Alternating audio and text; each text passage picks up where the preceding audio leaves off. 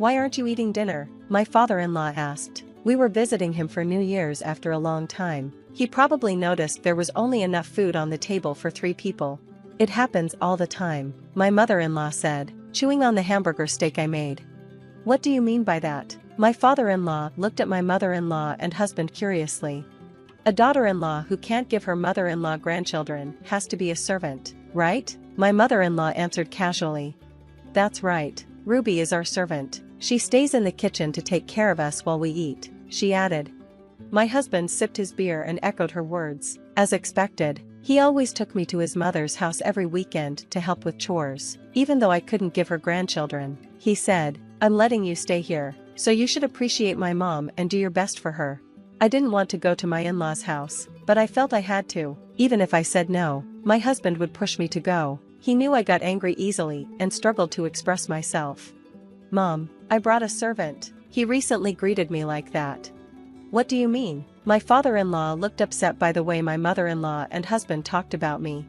"That's a normal family with kids. Ruby's infertility means I can't have grandchildren," he said. "It's not your fault, Ruby. You shouldn't let them bully you." "What do you mean? You live so far away, so stay out of it," my mother-in-law replied. "That's right, Dad. Don't tell me what to do. You didn't have to watch Mom lose the chance to have grandchildren," my husband said. They sounded like they were teasing my father-in-law. I listened to them while grinding coffee beans. My mother-in-law and husband always asked me to bring them coffee right after they finished eating. I had been so busy shopping for my mother-in-law that I only had time to eat a piece of sweet bread earlier. "Come on, I'm hungry too. I'm not sure what I'm doing," I thought. A single coffee bean fell to the floor as if trying to escape the grinder. "My name is Ruby, and I'm a 37-year-old housewife. During lunch hours on weekdays, I work part-time in the kitchen of a family restaurant. My husband and I rent an apartment. I used to work at the same bank as my husband, but I left 3 years ago to focus on fertility treatment. We couldn't have children, so we sought medical help and found out the problem was on my side. After a year of treatment, I learned that it was impossible for me to get pregnant. My mother-in-law and husband changed after that. At first, we were both working and handling our own money, but when I quit my job, my husband took over our finances. He managed our savings, paid the rent and insurance, and started giving me money for living expenses. At first, we lived comfortably on $1,000 a month, but when we decided to stop fertility treatments, my husband said, "You can save money now." "What do you mean?" I asked. He explained that since we weren't trying to conceive anymore, I didn't need as much money. "You can go back to work if you want," he said.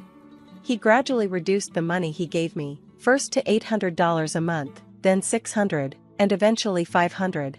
During that time, I desperately searched for a job, but my mother-in-law got in the way. She would say things like, "Working full-time isn't good for a wife. If you don't share the housework, I'll divorce you." "So, I shouldn't work at all?" I asked. "If it's only part-time, that's fine. You need to take care of Carl and serve me, since you can't have grandchildren. It's the least you can do," she replied. It hurt to hear that having children was so important to her, especially after going through painful treatments myself. My mother-in-law started asking me for help more often. "My bathroom is dirty, come and clean it." "I'm going out to dinner with a friend," she'd say. She would frequently call and ask me to run errands. I worked every weekend at her house, and no matter what I did, she always complained. "Why are you folding laundry like that? Put the corners together and fold it properly. Do it again," she would say. Once, she even threw the folded laundry on the floor, almost like she enjoyed making me feel bad. After dinner, my father-in-law asked, "I'm going out for a drink. Do you want to join me?" He added, "If you don't want to, it's fine. I was just thinking about what happened during dinner." "You've been treated so badly by Elizabeth and Carl," my father-in-law said, and his words made me tear up. I couldn't help but cry. "If you want, you can vent to me," he offered. He took me to a local bar that was small, but clean and cozy. We sat at a table across from each other. He ordered a beer, and I ordered a whiskey soda. We also got some mixed nuts and a salad. "I could tell Elizabeth and Carl were being rude to you," my father-in-law started after taking a sip of his beer. I shared how poorly I'd been treated since I gave up on fertility treatments. "I'm blamed for not being able to have children, and I'm forced to run errands. My husband won't let me work full-time and has cut my living expenses. Now, he only gives me $500 a month. What I hate most is being called a slave." I know. Elizabeth isn't happy unless she gets her way, he replied. She wasn't like this before, but she became selfish after having Carl. She yells at you so much that it's understandable to dislike her. Now you both pretend to be a happy couple. Do you think it's because he doesn't want to be with you? I'm jealous that you have a place to escape to, I admitted. You're not tough enough to make yourself heard, he said. Yeah, but talking to you makes me feel better, I replied. That's good. I'm happy to hear that. Before leaving the bar, we shared one more beer and whiskey soda. However, when I got back home, things took a turn. My husband and mother-in-law were standing there when I opened the door. Dad, did you have a night out with my wife? My husband asked, looking at both of us. I just invited Ruby for a drink, my father-in-law replied. What kind of relationship is this? You can't go out for drinks together, my mother-in-law shouted angrily. What do you think, Ruby? Isn't it wrong for a wife to go to a bar with a man? You can't give me grandchildren, but you still have desires. Both my husband and mother-in-law pointed at me. Enough, a powerful voice echoed through the room, startling everyone. My father-in-law was furious, staring at Carl and Elizabeth. What's wrong with you two? All I wanted was for Ruby to relax. My heart raced. It was clear that my normally mild-mannered father-in-law could become very difficult when he was angry. When he mentioned Elizabeth, she shuddered, probably scared of him or worried she had done something wrong. You said, what kind of relationship do you have with your father-in-law that you go out drinking together? Well, my daughter-in-law is treated like a slave, and I wanted to take her out to help her forget about it. Because of Ruby, I can't have grandchildren, my husband yelled. How can you say that when you hate children? I wanted to yell. My mother-in-law always blamed me for not giving her grandchildren, but aren't grandchildren different from other children? You don't really want grandchildren if you treat Ruby like this. You're just making excuses to blame her, my father-in-law said. My mother-in-law looked like she was about to argue, but then quickly looked away. Was she out of things to say or scared of her husband? Carl, wait. I heard you only give Ruby $500 a month for living expenses. Do you keep the rest of your salary? My father-in-law asked. No, I pay rent and insurance, Carl replied. Even so, I don't think that's all of your salary. My husband looked down and bit his lip, struggling to come up with an excuse. I came here to discuss our future. Let's get to it, my father-in-law said, leading us to the living room. What do you mean discuss our future? Carl and Elizabeth asked together. Just sit down, my father-in-law said. Make some coffee first, Ruby. Don't tell her what to do, my father-in-law yelled, making my mother-in-law shudder again. Make coffee for us and a cup for Ruby too. My mother-in-law nodded and sat quietly. My husband sat next to her, while I took a chair further from the table. I'll be retiring in a few years. After my current assignment ends, I won't be living with you anymore, my father-in-law said. What do you mean? Elizabeth and Carl asked together. Mr. Murphy looked at both of them. We've been pretending to be a couple for years, so we don't need to live together anymore. I'll live where I want, and you can stay here. That's fine, but after you accused me of being unfaithful earlier, I've changed my mind. I'm selling the house, he said. Elizabeth, I'll leave you, he added. What will I do? Where will I live? My mother-in-law was surprised and stood up. Just get a place of your own, my father-in-law said. How am I supposed to do that? I can't pay rent, she replied. Get Carl to help you, my father-in-law suggested. Carl stood up nervously, waving his hands. We don't have any money. If I do that, I won't be able to pay Mom's debt. Elizabeth gasped. My husband swallowed hard, but I heard him mention that Elizabeth was in debt. You just said debt, didn't you? My father-in-law said, sounding horrified. What do you mean by debt? Explain. I didn't mean it like that, Carl stammered. Explain, my father-in-law demanded. My mother-in-law started to cry when she heard his angry voice, but his rage didn't go away. Mom owes me $50,000. I'm her co-signer, Carl admitted, looking resigned. Around the time we stopped fertility treatments, my mother-in-law made an investment. At first, she made some money, but then the stock market crashed.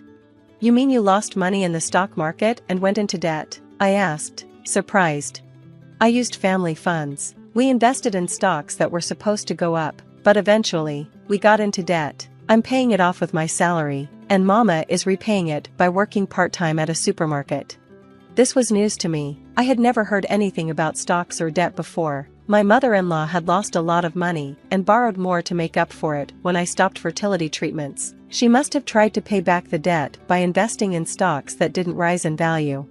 I couldn't help but say what was on my mind. That's also when you and Carl began treating me like a slave. Ruby, what are you trying to say? Are you blaming me? My mother-in-law asked. The mistreatment started around the time I stopped fertility treatments, and I didn't think it was because she wanted a grandchild. It felt like she was taking out her frustrations on me because it was easier to do so. My mother-in-law stayed silent, as I expected. Carl had been using the money he took from my monthly allowance to pay off his debts. He didn't cut my expenses for some unknown reason. He just needed the money to help his mother. You stupid idiot. My father-in-law suddenly exploded. Even if it's family money, it's money I worked for. You put it into stocks without consulting me, and then you lost it? What kind of money management is this? After he yelled, my father-in-law left the room suddenly, as if he remembered something. We all followed him. What are you doing? He shouted. Show me Elizabeth's stuff. I want to see what she's buying. Stop, she cried out, but her husband ignored her and opened the closet door. The first thing I noticed was a luxury handbag. A quick glance showed at least 10 of them. Ruby, are these bags expensive? My father-in-law asked. They're all luxury items, costing over $1,000 each, I replied. He then opened a small drawer in the corner of the closet filled with accessories, rings, necklaces, and earrings, some with diamonds and rubies. I picked up a ring and saw it was made of 18-karat gold. Elizabeth, you bought all these expensive things without telling me, my father-in-law said, glaring at her. I'm sorry, she mumbled. Divorce, he yelled, turning to my husband in disgust. All this spending, investing in stocks without my permission, and treating Ruby like a slave. I want a divorce. I won't take no for an answer. How am I supposed to live? My mother-in-law asked, panicking. Talk to Carl. I'll sell this house and land immediately. You can sell these bags and jewelry to pay for the move, he shot back. My mother-in-law had no reply. My husband was sitting quietly, nodding and biting his lip. He no longer had the arrogant demeanor he used to have when he treated me like a slave. The next day, my father-in-law brought 2 sets of divorce papers. Here, Ruby, if you want to file for divorce too, you can. My father-in-law handed me one of the divorce papers. I looked at my husband, but he sighed and turned away. I definitely wanted a divorce, but I also wanted alimony from them. I thought a lot about my situation the night before. I had suffered for so long, and I realized I really wanted a child. The fertility treatments had been painful, but I endured them. In the end, I discovered I couldn't conceive. Holding back tears, I shared my story. All the painful tests and treatments I went through to become a mother were for nothing. I can't have a baby, no matter how hard I tried. As I was grieving, Carl told me he would reduce my living expenses since I didn't need fertility treatments anymore. What are you saying? This is all Carl's fault, I cried. My father-in-law looked horrified and told my mother-in-law to stop talking. She had blamed me for not giving her grandchildren and treated me like a slave. Do you know how hard it was for me? I asked. Of course, Elizabeth and Carl didn't have anything to say in response. In the end, Carl just needed money to pay off his debts, while Elizabeth took out her frustration on me after losing so much money in the stock market. I want you to reimburse me for this, I said. What if I say I won't pay? Carl replied. Then I'll talk to my lawyer, I said. My husband put his hand to his forehead and fell silent. After the new year, my father-in-law officially divorced my mother-in-law. When he put their house on the market, he found a buyer within a few days. The buyer wanted the land to build a new house, so they planned to tear down the old one first. With no place to stay, my mother-in-law moved into a rundown apartment that looked like it might collapse. Now, she lived with my ex-husband. Along with their living costs, they had to pay off their debts and alimony to me, which I knew must be very difficult for them. My mother-in-law worked at a supermarket during the day and had a part-time job at a pub at night. My husband also took on a second job on weekends at a wedding hall in addition to his regular job. They complained to everyone about how hard it was to pay their debts and alimony while seeing others around them happy. Meanwhile, I moved into a lovely little apartment and got a job thanks to my father-in-law. It was a clerical position at a security company where I could use my accounting knowledge and skills from my time at the bank. I want you to be happy. If you ever need help, just let me know, my father-in-law told me. He was on my side, and I was determined to do my best in this new chapter of my life. On the morning of my first day at work, I put on a new suit and made a promise to myself. A year into my marriage, life seemed steady until a sudden storm disrupted my calm. My husband unexpectedly announced that I would need to take care of my father-in-law, who had suffered a serious accident and was now incapacitated. This was my first experience with such a situation, and I found myself overwhelmed. To my astonishment, my husband and mother-in-law decided to take a vacation in Hawaii, leaving me behind to tend to his father. They had no idea that this decision would lead to unforeseen tragedy. My name is Marigold, and I'm 32 years old. I've always had a passion for cooking, which led me to work for a major restaurant chain after graduating college. For the past 8 years, I've been in the planning department, where I developed new menu items. It was during this time that I met Merrick, the man who would become my husband. 2 years ago, after a long day, I visited my favorite Japanese pub, a place I frequented for some relaxation. That evening, I took a seat at the counter, and Merrick happened to be sitting next to me. Thanks to the friendly pub owner, we struck up a conversation and quickly discovered we were the same age. We clicked instantly, exchanged contact information, and before long, Merrick began inviting me out for dinner. As we spent more time together, I was drawn to his cheerful, easygoing nature, and it wasn't long before we started dating. After a year, we fell in love and tied the knot just 6 months ago. Now, we live in a cozy apartment conveniently located between our workplaces. With both of us working, I sometimes let house chores slide, but Merrick always reassures me with a smile, saying, "You don't have to be perfect at everything. I'm just happy being with you." His sweet and understanding nature makes me feel fortunate to be his wife. Our life together is filled with love and laughter, and even 6 months into our marriage, we still share heartwarming moments. I truly believed our happiness would last for years to come. Then one day, everything changed. I came home from work expecting the usual cheerful greeting from Merrick, but was instead met with an unsettling silence. Merrick sat in the living room, his gaze fixed on his phone, worry etched across his face. My heart sank as I approached him, sensing something was wrong. "Merrick, are you okay?" I asked, anxiety creeping into my voice. He barely looked up, his voice heavy with dread. "It's my mom," she called. "Your dad had an accident." The news hit me like a punch to the gut. I could hardly process what he was saying, but I knew we needed to act quickly. I grabbed Merrick's hand, urging him, "We need to go see him right now." But he shook his head. "We can't go yet." "Why not? Is he not doing well?"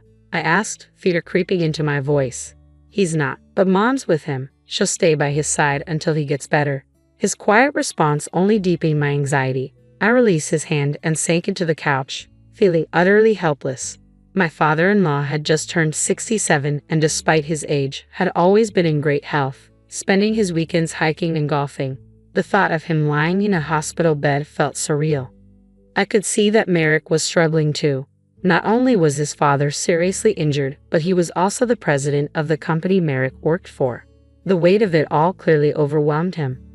A week later, we finally visited my father-in-law in the hospital. He lay in bed, a weak smile barely visible on his face as we entered the room. "Are you okay?" I asked, trying to mask my concern. He scratched his head and offered me an apologetic look.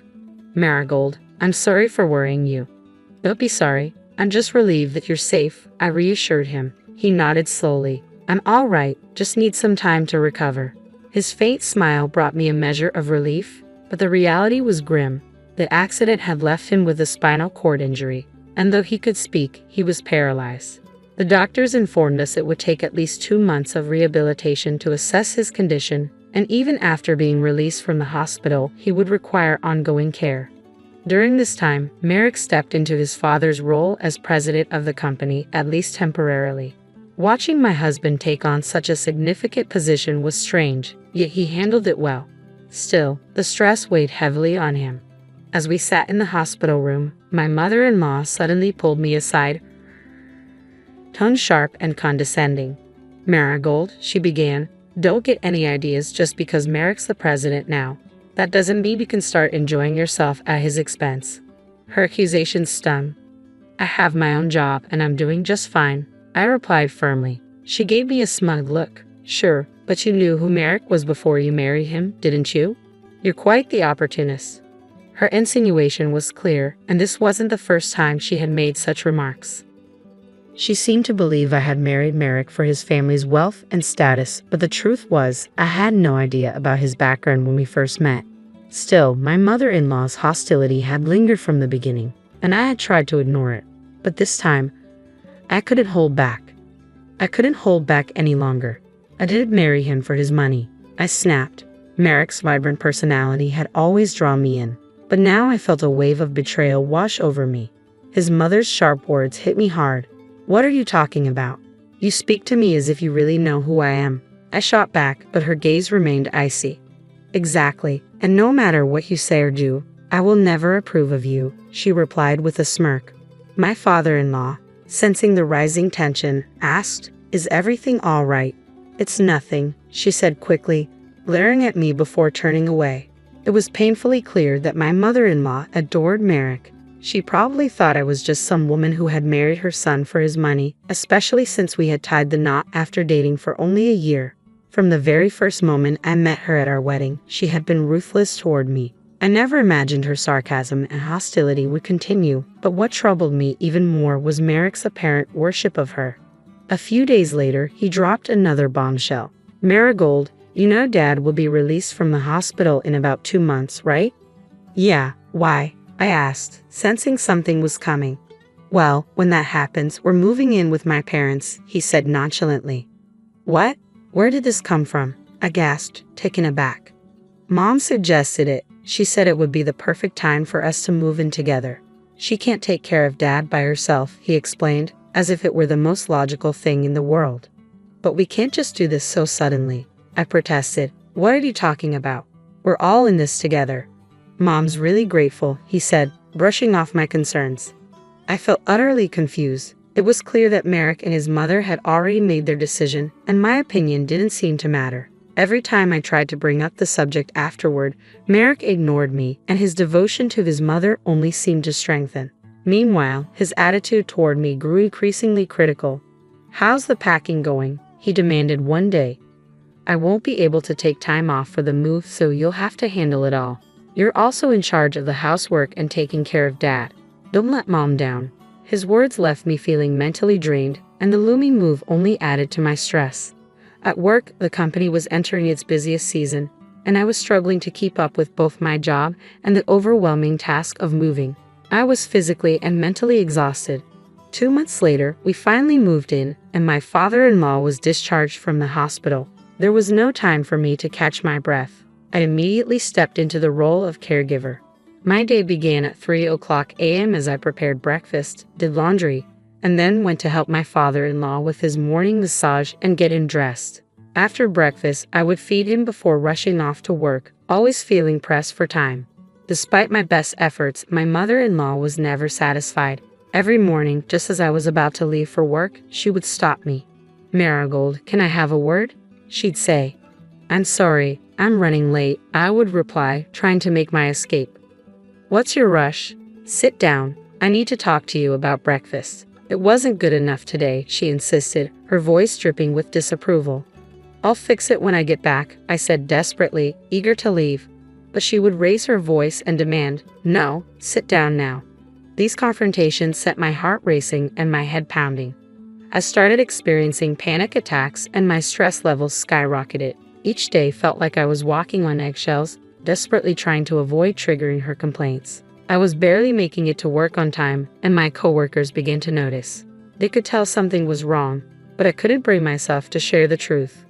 3 months had passed since my father-in-law's return from the hospital, and I felt overwhelmed by my responsibilities. When I got home from work, I had to dive straight into dinner preparations. No matter how quickly I rushed through it, Merrick always found something wrong with every meal. "What is this, Marigold? I come home exhausted and you expect me to eat fish? Really?" he'd say, glaring at the plate in front of him.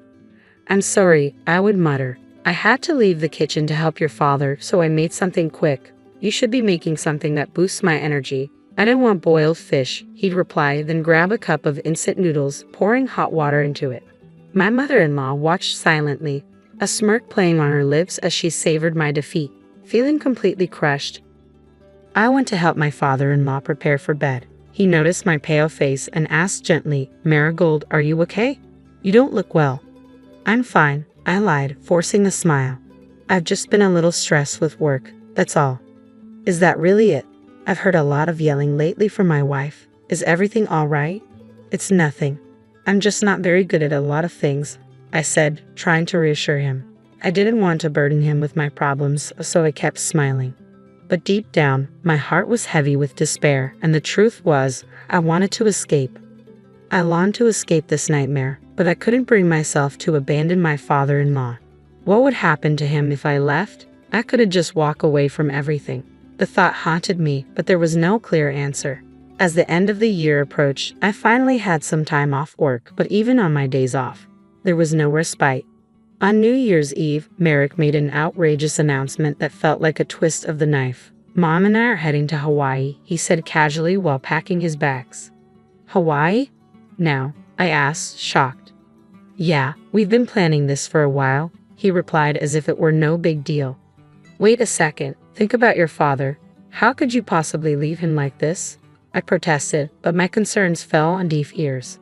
Merrick just smiled smugly. "He's fine with you being here. You're off work, so you might as well do something productive."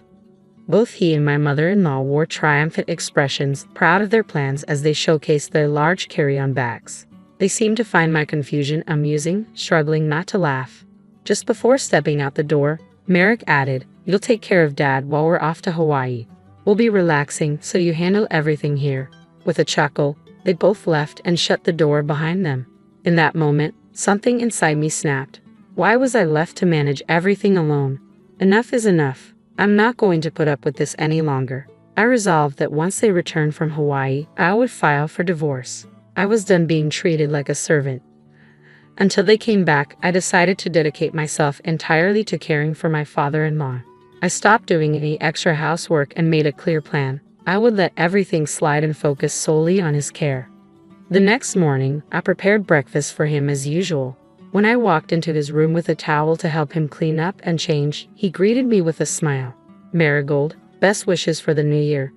"Happy New Year to you too, Dad," I replied, though my cheerfulness felt forced. I was still reeling from the events of the previous night. "Where did Merrick and Mom go? They seem to be in a hurry," he asked, looking puzzled. "They went to Hawaii," I said, trying to keep my tone light. I watched his expression shift as he let out a deep sigh. "Hawaii? Really?" He looked skeptical, shaking his head. "What's going on?" Suddenly, his mood changed and he gave me a curious smile. "Marigold, I've been waiting for the right moment to talk to you. I owe you an apology," he began, his voice calm yet serious. "Wait, what do you mean?" I asked, confused about where this was headed.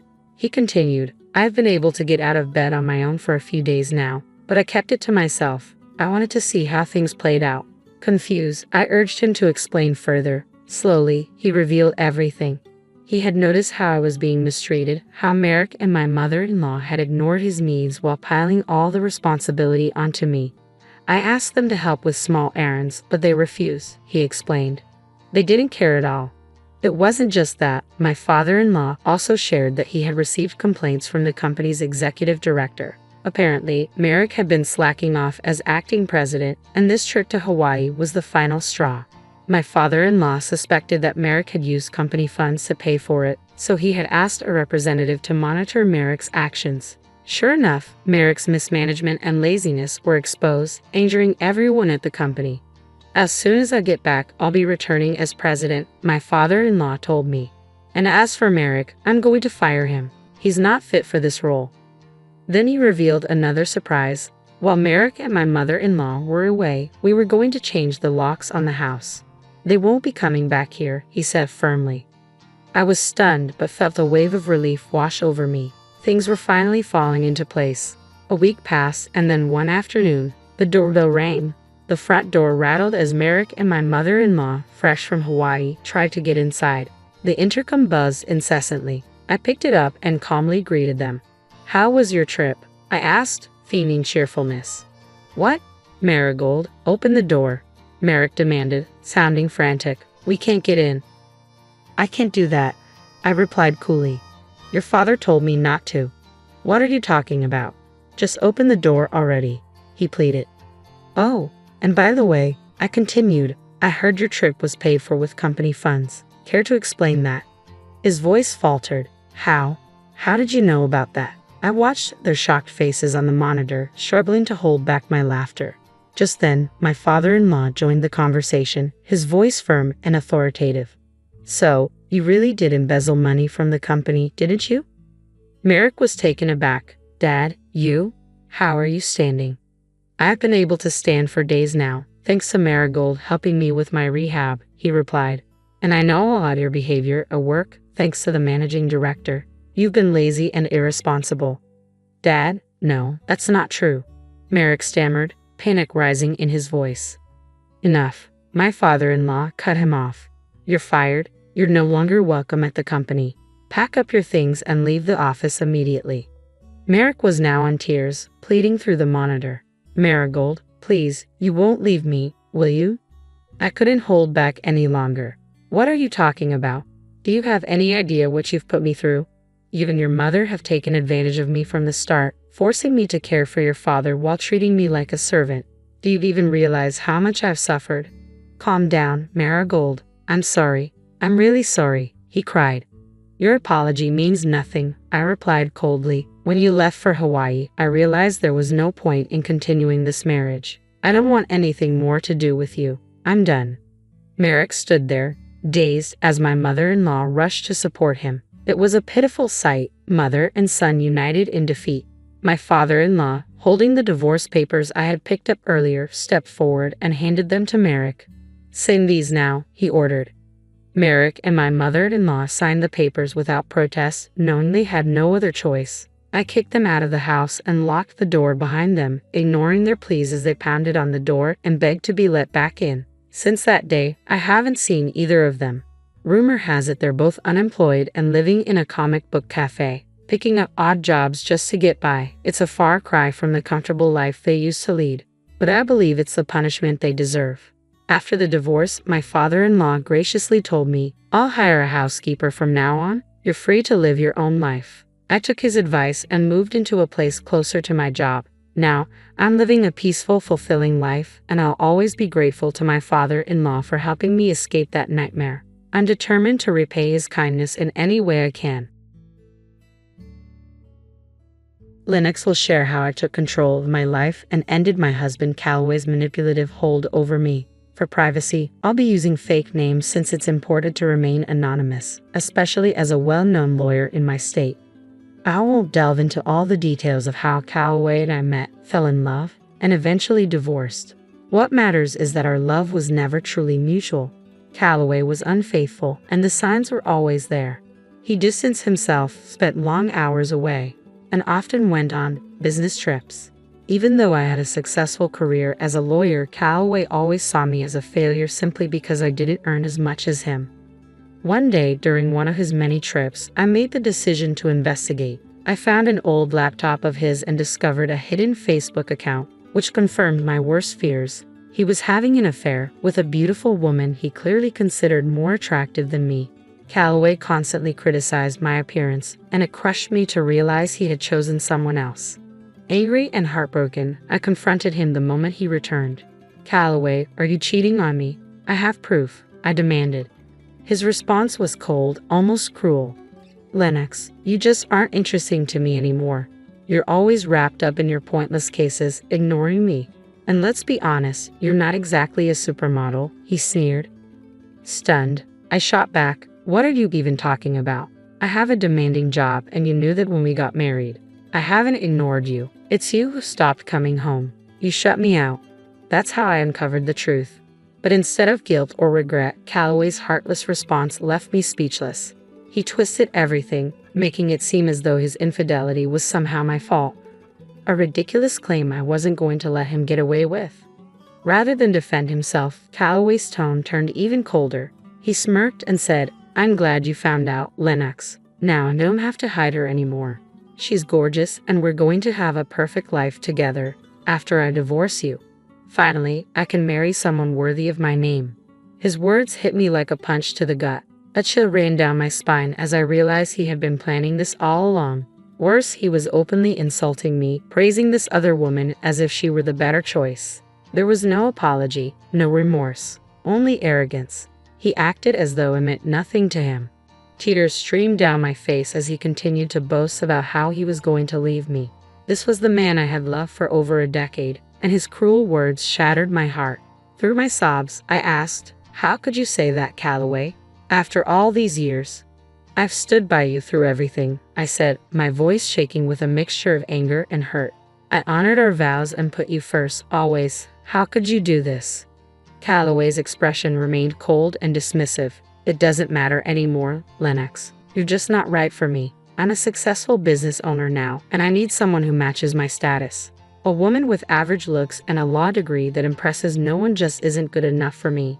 Humiliated, I felt my chest tighten, but I refused to stay silent. "How could you say that, Calloway? I may not fit your shallow definition of beauty, but I'm a strong, capable woman. I've been a good wife to you, and now you're throwing me away." Without hesitation, he cut me off, his voice cold as steel. "I'm not considering divorce, Lennox. I've already decided. I hired a top lawyer, and the papers are ready. I'll be filing soon. You better pack your things and leave before I get back. I don't want to see your face around here anymore." A few hours later, one of Calloway's friends arrived at my door with a stack of papers in hand. His eyes held a flicker of sympathy as he passed them to me. I took the papers, closed the door, and collapsed to the floor. The weight of everything crashed down on me, and I sobbed uncontrollably for what felt like hours, realizing I had wasted years of my life on a man who never truly loved me. But as my tears dried, something shifted inside me. I wasn't going to let this defeat me. I was stronger than this, and I was going to prove it, to him and to myself. Before the man left, he let something slip. Calloway was planning to drag out the divorce. At first, I was confused, but then it hit me, the prenuptial agreement. If Calloway cheated, I was entitled to half of his business. In my emotional state, I had forgotten all about it. Now, it all made sense. He wanted to prolong the process, hoping I'd give up and walk away without claiming what was rightfully mine. That wasn't going to happen. I immediately reached out to his lawyer and scheduled a meeting. Within 2 days, I was ready to fight back, and I wasn't leaving without everything I deserved. I moved out of Calloway's house and returned to my childhood home, which was still in my name. Once everything was packed, I sent him a message. "I've moved all my things out of your house. Don't worry, I took my ugly face and body out of your sight." His response came quickly, dripping with arrogance. "Good. My lawyer is the best, so don't expect much from this fight." But I stayed calm. "I'm not giving up my share of the business. Keep your distance from me, Calloway." I was done letting him manipulate me. This time, I would stand my ground and make sure he didn't get away with taking what was mine. I was ready for whatever battles lay ahead. His next text only fueled my determination. "I don't want to talk to you anymore. Speak to me through my lawyer from now on, and make sure you stay out of my house." The disrespect and condescension in his words sparked a fire deep inside me. It's funny how rage and betrayal can give you strength. Suddenly, everything became crystal clear. I almost laughed. Calloway had no idea who he was messing with. Neither did his lawyer, Jake. I arranged to meet Jake at a local cafe. When I arrived, I saw the moment he recognized me. His composure faltered and his hands trembled slightly. Though he tried to act professional, it was obvious that Calloway had not prepared him to face someone like me. Jake forced a nervous smile as we greeted each other, and I decided to ease the tension. It wasn't his fault I was caught up in this mess. "Hello, Jake. Nice to see you," I said pleasantly, watching the surprise flicker across his face. "Ma'am, I wasn't expecting you to come in person," he stammered, clearly unsettled. "The last names probably threw you off," I replied smoothly. "I got married after becoming a lawyer. I use my maiden name for work." "Oh, I see," Jake muttered, shifting in his seat, still visibly uncomfortable. "Let's not dance around it, Jake," I said, leaning in slightly. "Your client told you to drag this case out, didn't he?" He squirmed under my steady gaze, unsure how to respond. I decided to give him a way out. "You don't have to answer that. I've been married to Calloway for over a decade. I know exactly how his mind works." Jake fidgeted, trying to maintain his composure, but my words clearly hit home. Years of experience as a lawyer had taught me how to put pressure on opponents, and Jake was no exception. I wasn't here to intimidate him, though, just to make it clear that I wasn't someone to be underestimated. I leaned in slightly and gave Jake a reassuring smile. Look, Jake, I know none of this is your fault, so let me explain what's really going on with this divorce. He blinked, looking confused. What do you mean, ma'am? He asked, clearly not expecting what was coming next. Did Calloway happen to mention that he cheated on me? I asked, watching his face closely. His expression shifted, and I could see the truth dawn on him. He had no idea. No, he didn't mention anything about that, Jake admitted, flustered. But he did say you might try to make some wild claims to ruin him. I shook my head, giving him a sympathetic smile. Oh, Jake, Calloway played you. But hey, you'll be happy to know he really thinks you're one of the best lawyers out there. He has a lot of faith in you. Jake's smile was uncertain. That's kind of him to say, he murmured, clearly overwhelmed. But I'll never measure up to you, ma'am. I wish he had told me you were a lawyer too. He only said you worked at a firm. I rolled my eyes. Typical Calloway. He never appreciated my achievements. He always looked down on my work and never took me seriously. I paused, letting that sink in before adding, but I was smart enough to make sure we had a prenuptial agreement. Jake's eyes widened, clearly caught off guard. The word prenup hit him like a ton of bricks. He fidgeted in his seat, scrambling to process what I'd just revealed. There's a prenup in this marriage, he stammered, looking almost panicked. Your husband didn't mention that. Do you have any proof, ma'am? I gave him a calm, confident smile. Oh, I have all the proof you need. I pulled a folder from my bag and placed it gently on the table between us. I brought the documents with me. I figured Calloway would try to wriggle out of the consequences, but not on my watch. Jake swallowed hard, his hands visibly trembling as he reached for the folder. I'd really like to see those papers, ma'am, he said nervously. I'll need proof of the affair if you have any, Jake said, his voice cautious. Don't worry, I replied smoothly, opening my bag. I've got everything right here. I handed him all the evidence, messages, photos, legal documents. Everything was meticulously organized and ready. Jake took his time, reviewing each piece carefully. As he examined the evidence, I watched the defeat settle into his expression. He knew there was no way Calloway could come out of this unscathed. After what felt like an eternity, Jake looked up at me, resigned. You have solid proof of everything, ma'am, he admitted. I had no idea about any of this. I figured as much, I said, keeping my tone even. I know how hard it is to deal with clients who aren't being honest, especially when the other side has a strong lawyer. You're right about that, ma'am. Jake sighed, clearly weighed down by the reality of the situation. I think that's all we need to discuss for now. I'll have to have a serious talk with my client before we proceed. Someone will be in touch, though I can't promise it'll be me. I knew what he was hinting at, but I didn't comment. Instead, I thanked him for his time and left the cafe.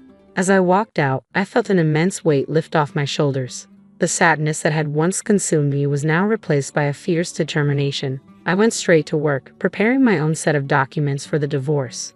Calloway had created this mess, and now he was going to face the consequences. There was no escaping what was coming.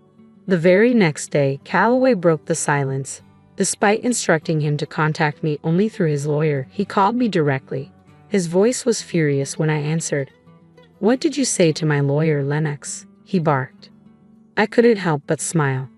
Oh, look who's calling me after telling me to stay away. What happened with your lawyer, Calloway?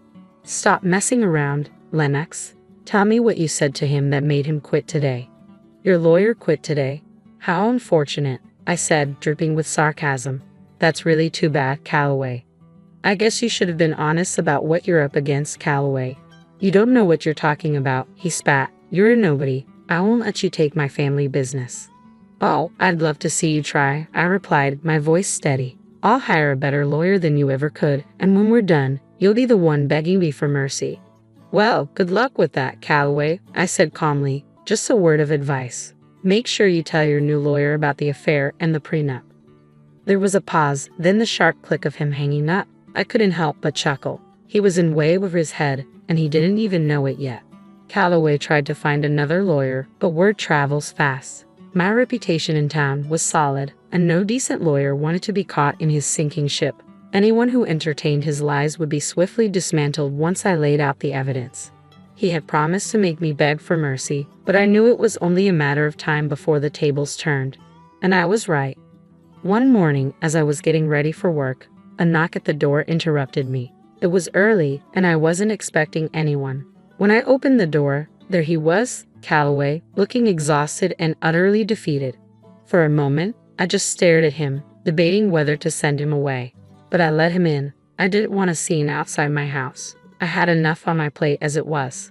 The moment the door closed behind him, I didn't bother with pleasantries. Make it quick, Calloway. I don't have time to waste on you. And frankly, I have no idea why you're even here.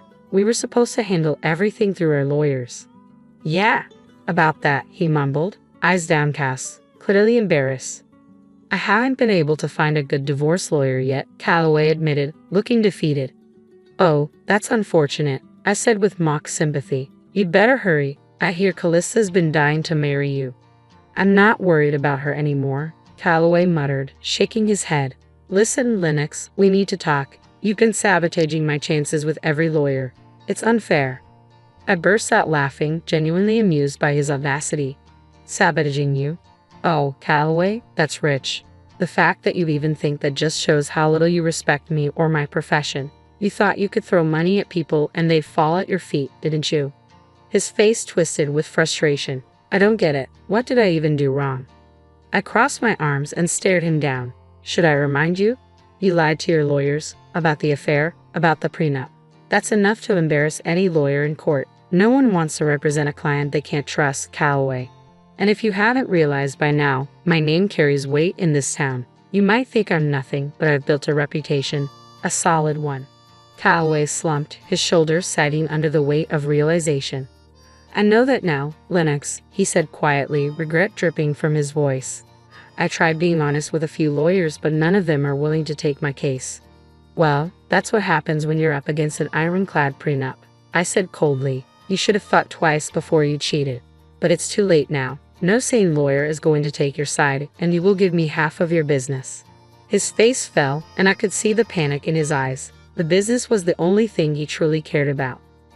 That's why he tried to hire the best lawyer he could, to drag this divorce out and exhaust me into giving up my claim. But now, after days of rejection, even he knew the game was over.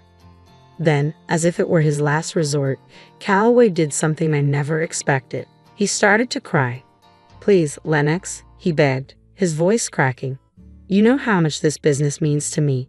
Don't take it. Take everything else, just not the business. Why not, Calloway? I asked, my voice sharp. You were the one who insisted on putting that clause in the prenup, the one that says I get half if you cheat. You wrote your own fate. After everything you've done, do you really think I'm going to walk away empty-handed? I deserve this. It was a mistake, Lennox, he whispered, tears streaming down his face. I swear, the affair was a huge mistake, Calloway pleaded. I've even put the relationship on hold because I realized how wrong it was. Maybe we can give our marriage another shot. I'm sure we can make it work. I let out a loud, incredulous laugh. The audacity of this man was astounding. He was actually asking me to reconcile, as if I would be foolish enough to even consider it. I had heard the rumors that things between him and Callista weren't going well. Apparently, she was upset, and Calloway was unhappy too. But if he thought that was enough to win me back, he was out of his mind. I had learned my lesson the hard way. Marrying Calloway was a colossal mistake, and I wasn't about to make it again. I knew exactly why he was suddenly so desperate to get me back. You must be delusional if you think I'd even consider it, Calloway. Do you think I'm stupid?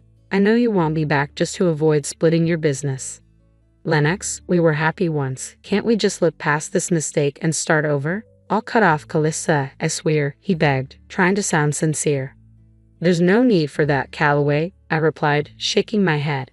That woman will be gone the minute she finds out you won't be rich anymore after the divorce. As for me, this is my golden opportunity to walk away from this sham of a marriage. I'm actually grateful you showed me your true colors before we ever had kids. Now you're going to deal with the consequences of your actions. I was done. There was nothing left to say. Calloway continued to plead, trying to convince me not to take his business, but his desperate cries only reminded me of the countless nights I had cried myself to sleep because of his betrayal. Seeing him in such a pathetic state filled me with a sense of satisfaction. My revenge was complete. All I wanted now was a clean break to start fresh, and I got more than I expected. Karma hit Calloway hard and fast. For weeks, he tried everything to change my mind, begging me to come back home, But I ignored it all. I wasn't interested in his drama. I was ready to move on. Since he had already filed for divorce, I hired someone from my firm to represent me. I wasn't a divorce lawyer and wanted as little interaction with him as possible. After a month of futile attempts to win me back, Calloway realized he had no choice. He was forced to hire a lawyer and agree to a clean break. He knew that if this went to court, he'd be publicly humiliated and waste even more money on legal fees. So he conceded to a mutual divorce. Thanks to the prenup, it was easy for me to get the settlement I deserved. I had ample proof of Calloway's infidelity, and as the prenup stated, he had to give me half of his business. Of course, he wasn't happy about it, but there was no way out. Reluctantly, he signed over half of his company to me. We even offered him a chance to buy me out, but he had no money left. You might wonder how a big business owner like Calloway ended up broke. It's simple. He spent it all on Callista. The irony was delicious. She wasn't taking his calls or texts anymore. As she figured out he wouldn't be wealthy after the divorce, and now no one else was willing to date her either. Her reputation as a gold digger had spread far and wide. What goes around comes around, right? But Callista was the least of Calloway's problems.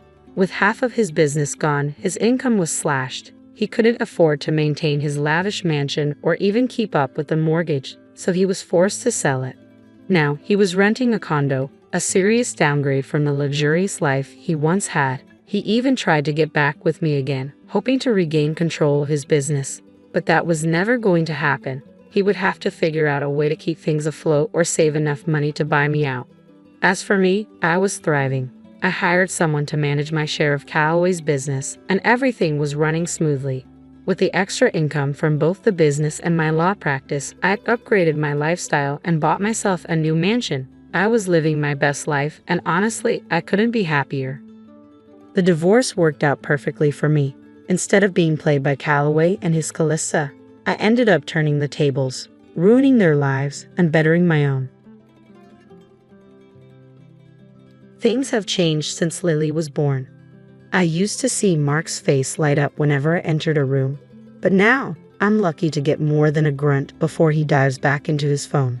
His job hasn't changed. If anything, it's less stressful than before, but something in him switched off the day we brought her home. Another painting. That makes 3 this week. Mark's voice sliced through the air, sharp and critical, whenever he caught me setting up my easel. He used to admire my work. He even had my best piece framed in his office. Not anymore. It's not like I'm spending your money, I replied, trying to hide the tremble in my hands as I focused on mixing blues and yellows on my palette. Each word felt like a punch to my gut. Could have fooled me. Look at this place. It's a disaster, he snapped, scanning the room, his eyes zeroing in on every toy and blanket out of place as if they were evidence of my failures. I'm with Lily all day, and she's a handful. I fought back, my voice wavering. Maybe if you helped a little around here. Help with what? You're home all the time. You deal with it. That was our deal, remember? I make the money, you handle the rest. Not my fault you can't manage. He cut me off, leaving no room for argument. Every night ended the same way, with him turning away, dismissing me with a scoff. As he left for work, Lily would tug at the hem of my shirt, her little eyes wide with confusion. "Daddy mad?" she'd ask, her tiny lips quivering. "No, baby, Daddy just has a lot on his mind," I'd reassure her, pulling her into my arms and trying to smile for her sake. "Here, help Mommy choose the colors." Together, we'd paint, her laughter drowning out the bitterness in Mark's tone, creating a world of color that felt like a refuge. I knew my paintings were good, not out of arrogance, but because they were the last remnants of a time when I felt confident and vibrant. That evening, when Mark came home, I did what I always did, greeted him with a warm dinner, a clean house, and Lily, squeaky clean from her bath and dressed in her best pajamas. "Hey," I said, the aroma of roast chicken following me as I approached. "How was your day?" He grunted in reply, shredding off his coat and tossing it onto the couch. His gaze caught mine, then fell on the easel in the corner of our living room. "Still haven't gotten rid of that junk, huh?" "It's not junk, Mark. I'm working on something," I responded, weariness seeping into my tone.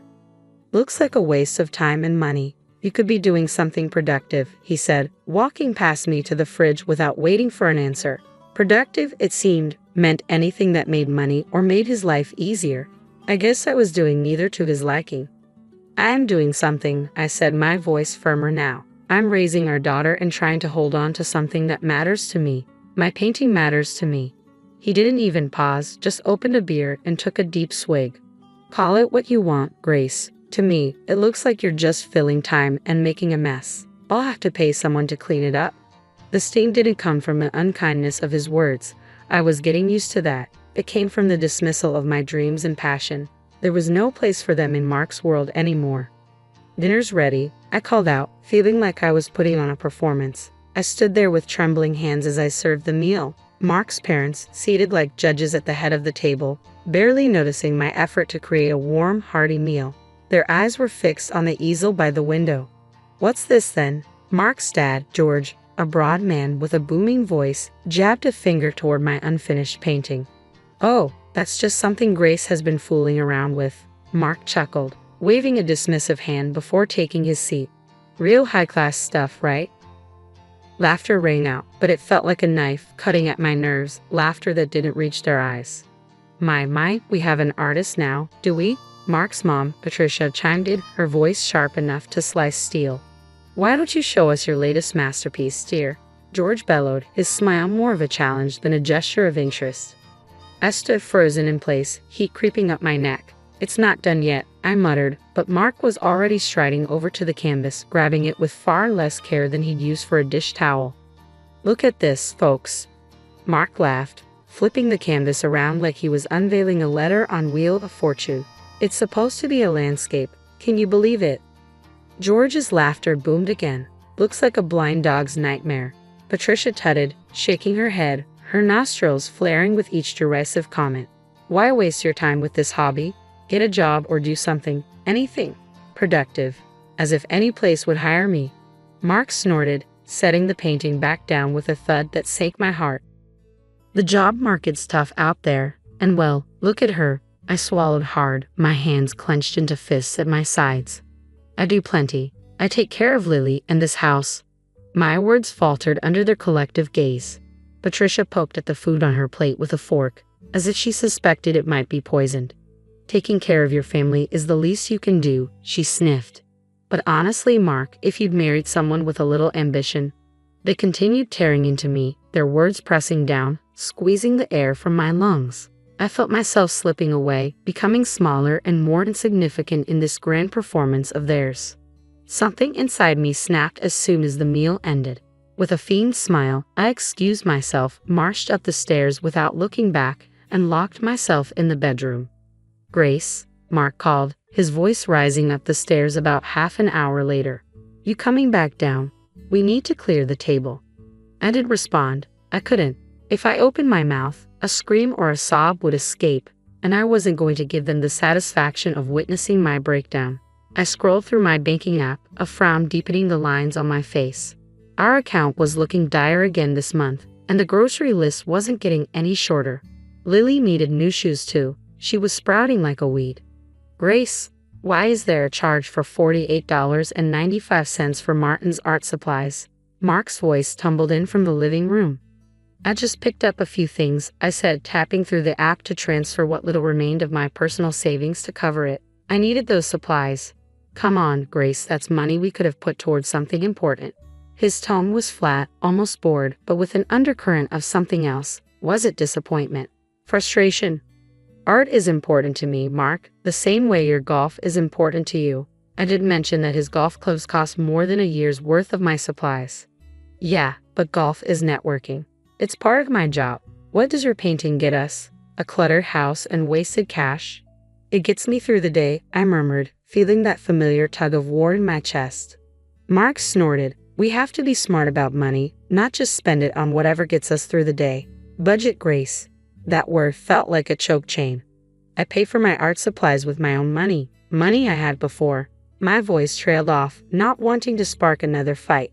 That money felt like a distant chapter, one that held job independence and a once-shared dream of my own gallery. Your money's our money, isn't it? He shot back, the implication that my financial independence was a thing of the past evident in his tone. And that money is running out fast. Later, at the store, I opted for the cheaper brands, counting every cent, every compromise. I picked up the smallest tubes of paint. the ones that could slip into the cart without drawing any raised eyebrows. Back home, I unpacked the bags with robotic precision, each item a reminder of our tightrope walk over financial ruin. Putting back some luxuries, are we? Mark commented, his gaze landing on the no-name cereal and store-brand pasta. Yes, tightening the belt, I answered without looking at him, concealing the receipts, a paper trail of my crimes. He rummaged through the bags like an investigator searching for a slip-up. Where are the Greek yogurts you like? Isn't this the cheap coffee? I shrugged, busying myself with placing a can of tomatoes in the pantry. Prices went up, had to make some cuts. Don't see any cuts in your art budget though, he said, his cold finger pointing out the new brushes I had tucked under a loaf of bread. I turned to him, finally meeting his gaze for the first time since the conversation started. This keeps me sane, Mark. My art keeps me sane. My voice was firm, and I clenched my fists around the countertop to stop the tremor in my hand. Well, sanity's quite the luxury item these days, isn't it? He said, nodding toward the brushes, his words deliberate and biting. That night, I painted not out of passion, but frustration. Each stroke felt like a challenge, a cut from our already strained budget to fit within Mark's expectations. But as I worked, I remembered a time when these brushes brought me joy, not the feeling of having to defend myself. Mark was somewhere across the country, tangled up in business meetings when he dropped the latest task on me. His voice buzzed through my phone, sounding distracted as if he was already halfway out the door. Grace, you've got to put together a birthday present for my boss's wife, Clara. Her big day's in a week.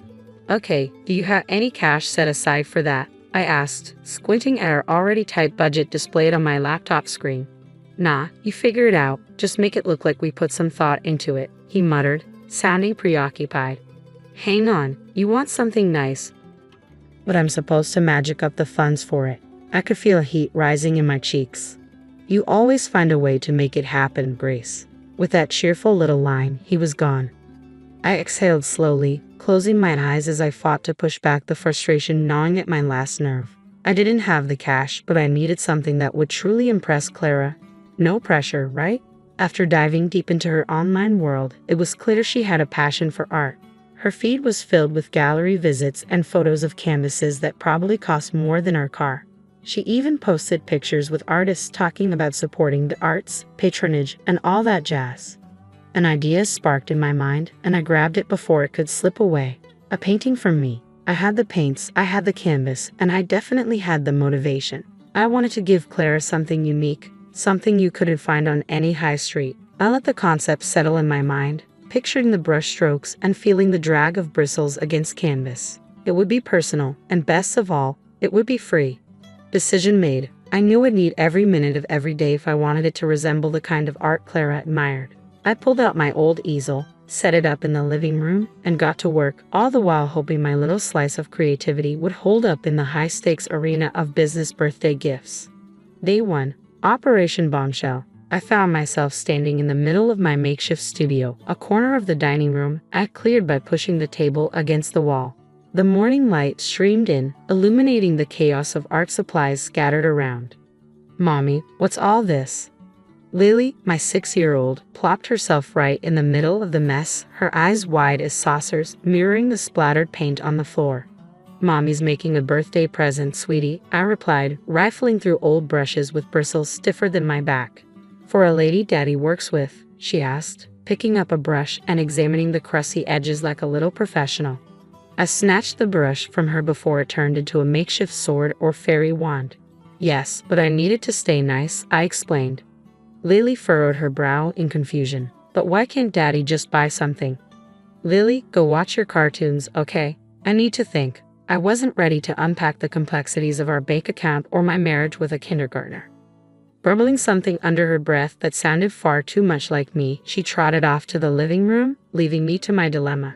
The week dragged on, and I found myself pulling double shifts. Daytime Mommy, nighttime Picasso. Slowly, the canvas began to fill, taking on a life of its own. Something abstract, something that captured the whirlwind of my life lately.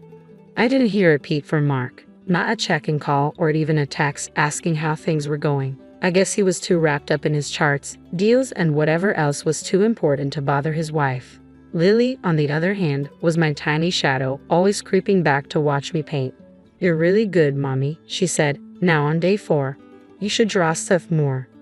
I smiled. That was probably the best review I'd ever receive. Think so, huh? Maybe I will.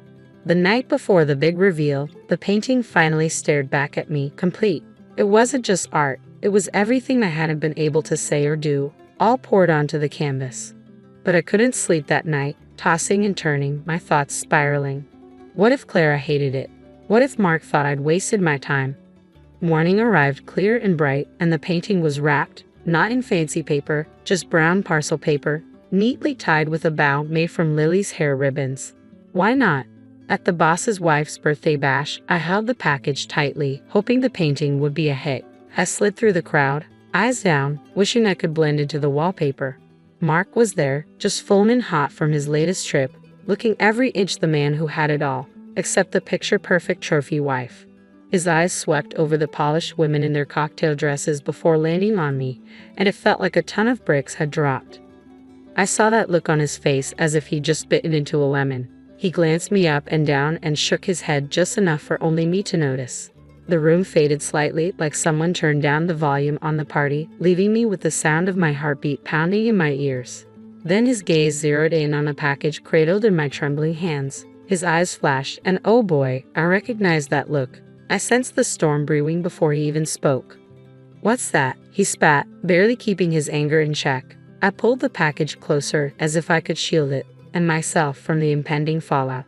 "It's a gift. My painting," I said, my words barely hanging in the air before he cut me off.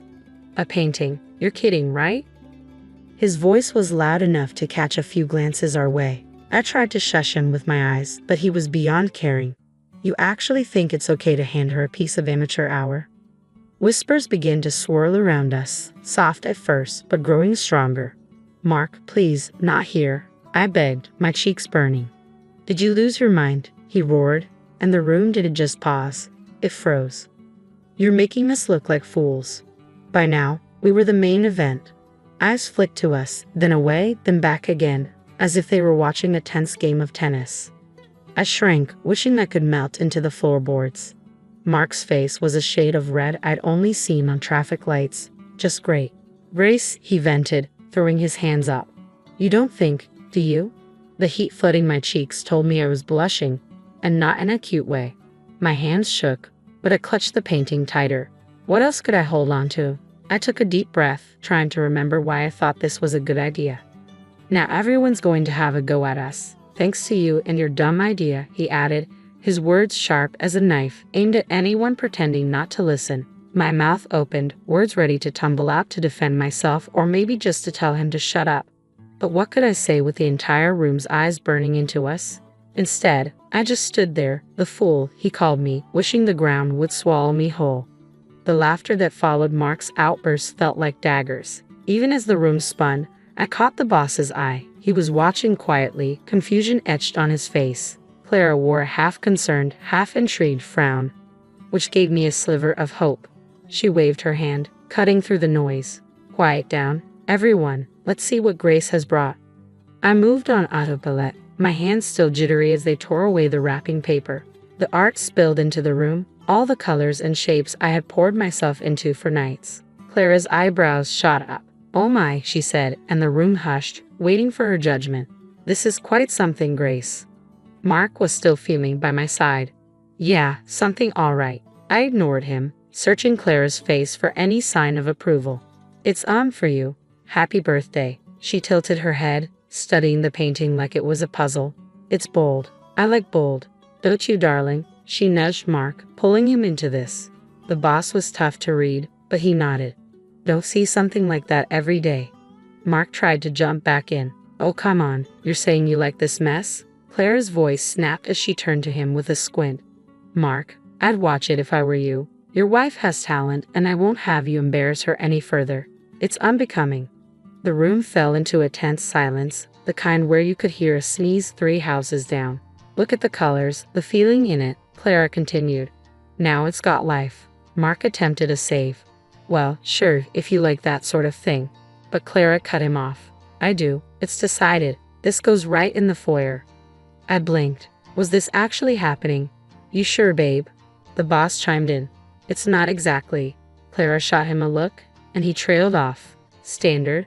Right, it's unique. She extended her arm toward me like a beacon in her high heels and overpriced suit. See? Thank you, Grace. This here's a real gift, folks. It's got soul. Just like that, the murmurs started up again. But this time, they were different. People were nodding, some even looking at me with what felt like respect. Clara still held my painting like it was a treasure, turning her eyes back to me. So, Grace, she said, drawing the room's focus, ever thought about showing your work in a gallery? Mark let out a scoff. I heard it, but my eyes were glued to Clara. Nah, who'd want to see my stuff? Don't worry, Grace, I would, and I know people. Clara's voice was firm, her eyes sharp. Mark tried to laugh it off. Come on, Clara, she's just dabbling. Clara quirked an eyebrow at him. So she dabbles better than some pros I know. What's it to you? I swallowed, feeling like I was teetering on the edge of something big. I don't know. I've never. What's to know? You jump in, I'll help.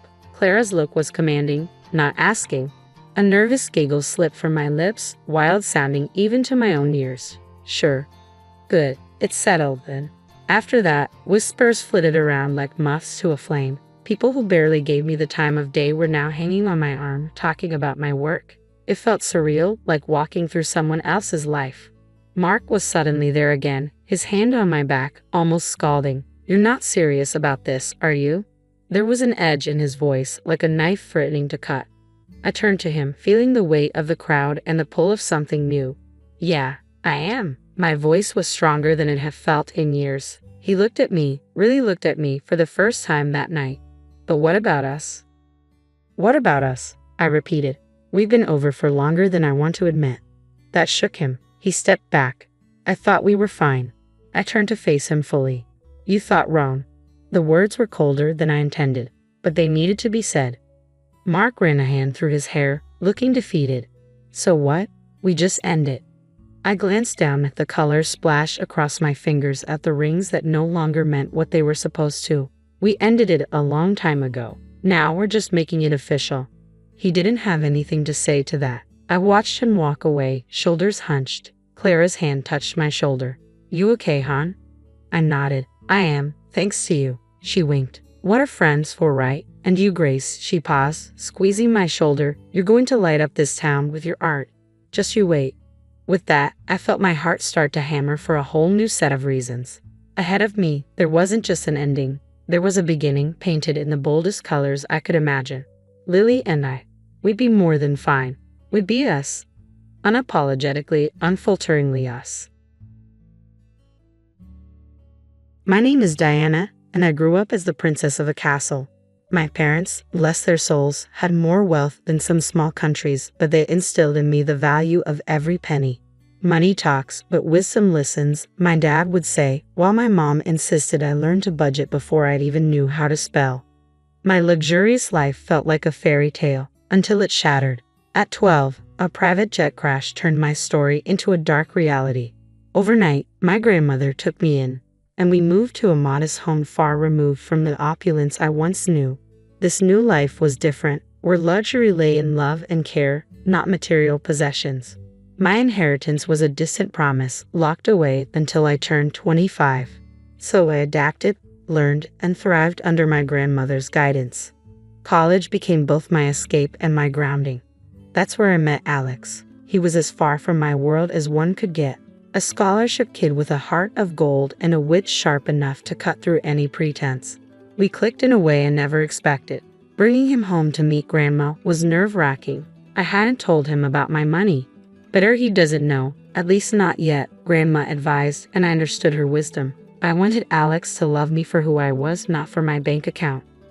Grandma, this is Alex, I introduced them, feeling my stomach knot. Nice to meet you, ma'am, Alex said, extending his hand, which Grandma shook warmly.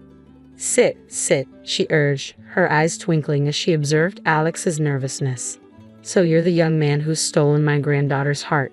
Alex blushed, a sheepish grin spreading across his face. Ah, I guess you could say that, ma'am. We sat down, and the conversation flowed more easily than I had dared hope.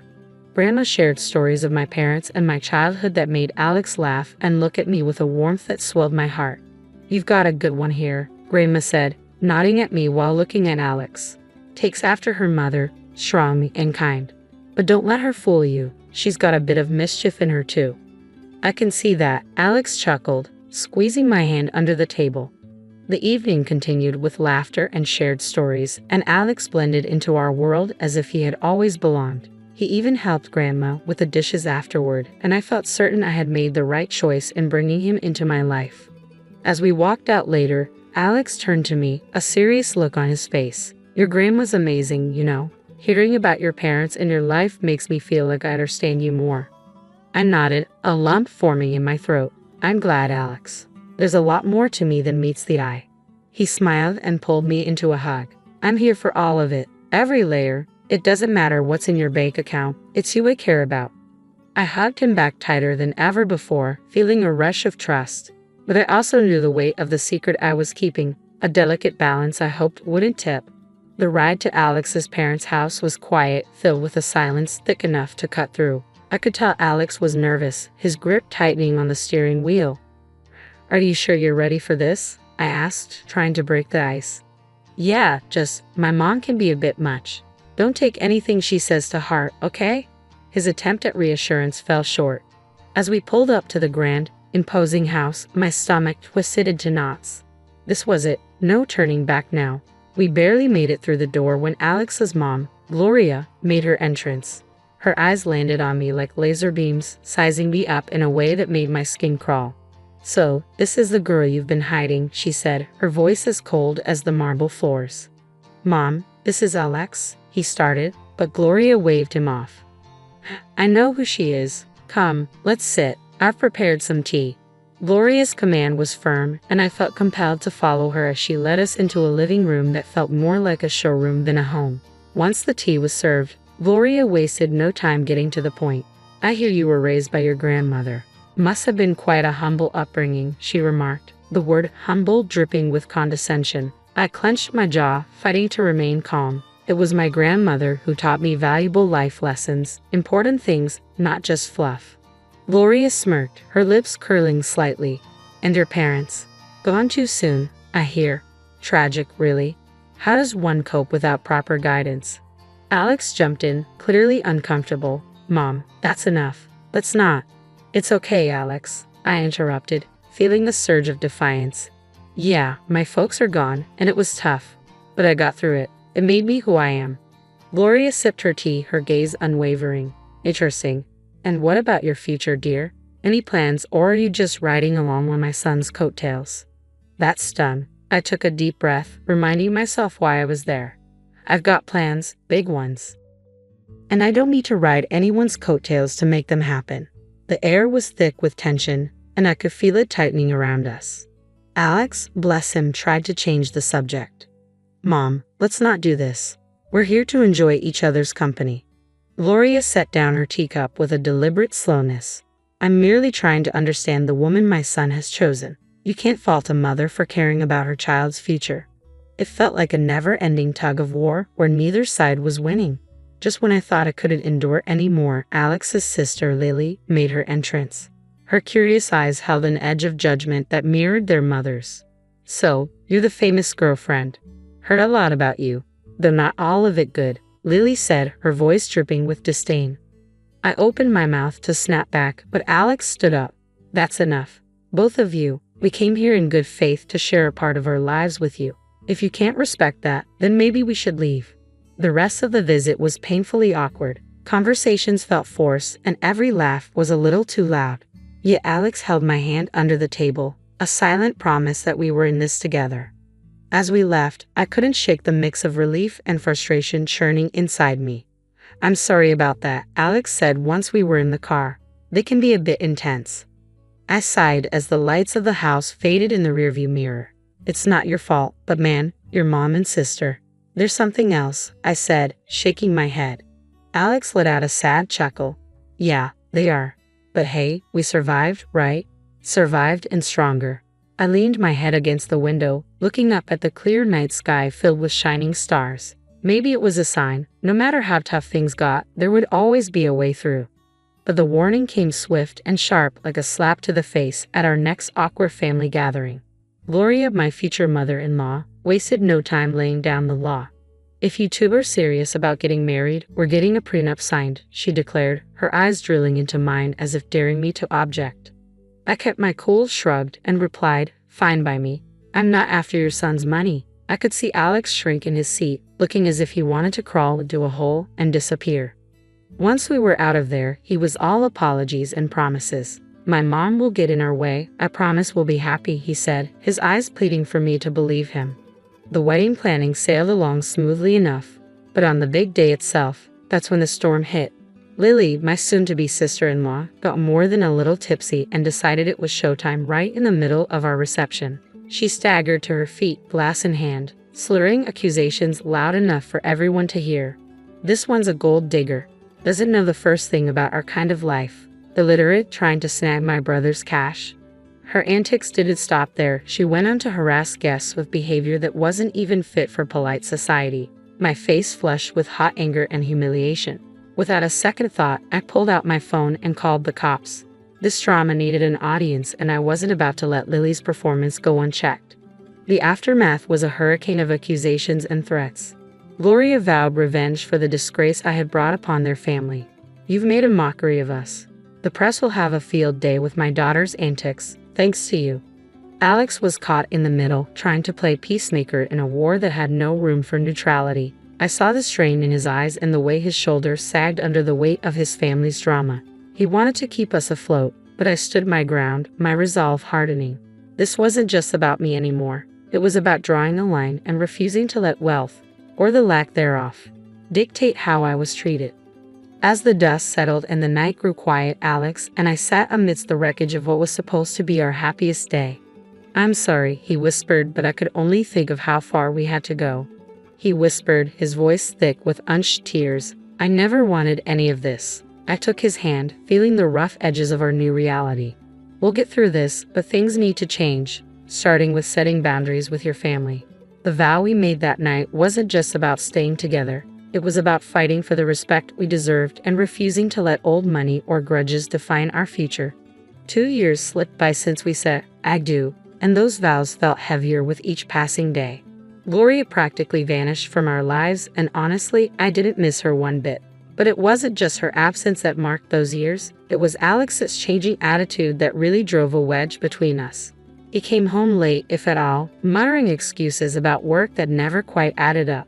The warmth we once shared cooled into mere courtesy. And eventually, even that faded. The tipping point came one night when he threw his jacket on the chair as it had personally offended him. "You know," he said, "I could have done better, married someone with a bit more class, more in line with my circle."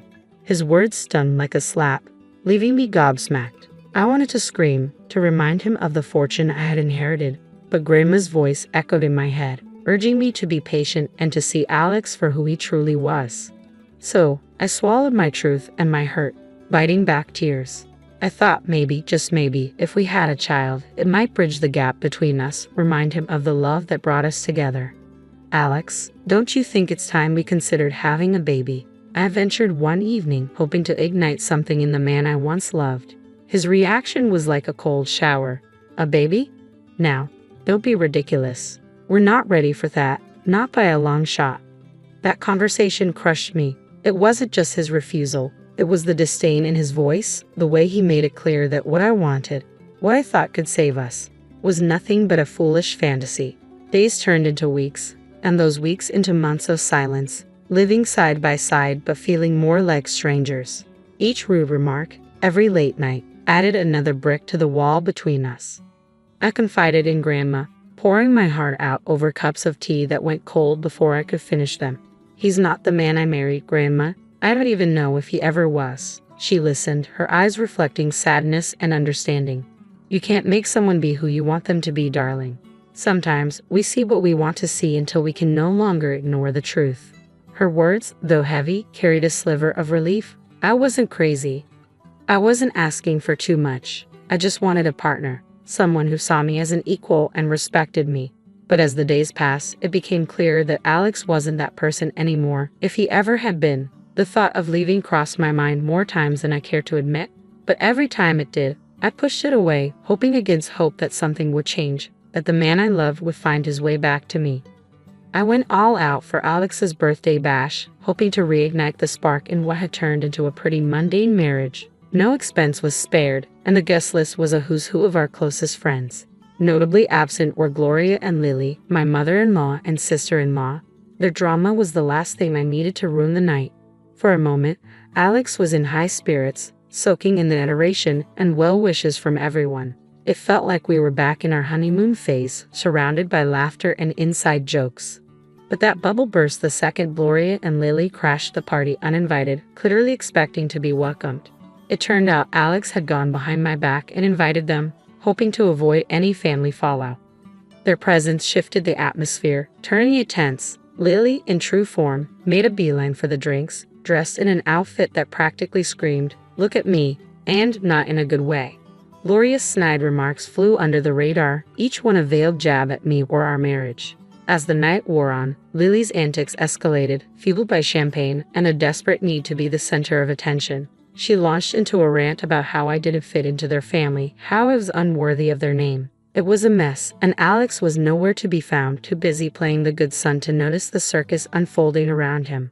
The climax of the evening came when Lily, a few sheets to the wind, decided to air out some dirty laundry. Waving around some documents, she slurred out insults, each word cutting deeper. The spectacle ended with her stumbling into the pool, documents flying everywhere, turning what was meant to be a celebration into chaos. I rushed over, driven more by curiosity than concern, and began gathering the scattered papers. My heart sank as I pieced together the truth. They were divorce papers signed by Alex. Each signature felt like a punch to the gut, a betrayal that left me numb. Standing there, the reality crashed over me. My husband, the man I had promised to spend my life with, had decided our journey was over without even a word. The party around me faded into a blur as I clutched the documents, Alex's signature glaring up at me, confirming what I didn't want to believe. This wasn't just a party to remember. It was the end of everything I thought we had. In the aftermath of the pool incident, I sought clarity amidst the chaos. My heart raced as I approached Alex, holding the soaked documents that had unwittingly unveiled the truth I wasn't prepared for.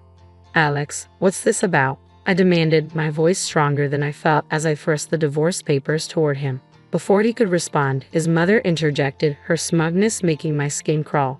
"Oh dear, looks like your little scheme didn't work out, did it? Alex is leaving you. You thought you could trap him with a baby for his money."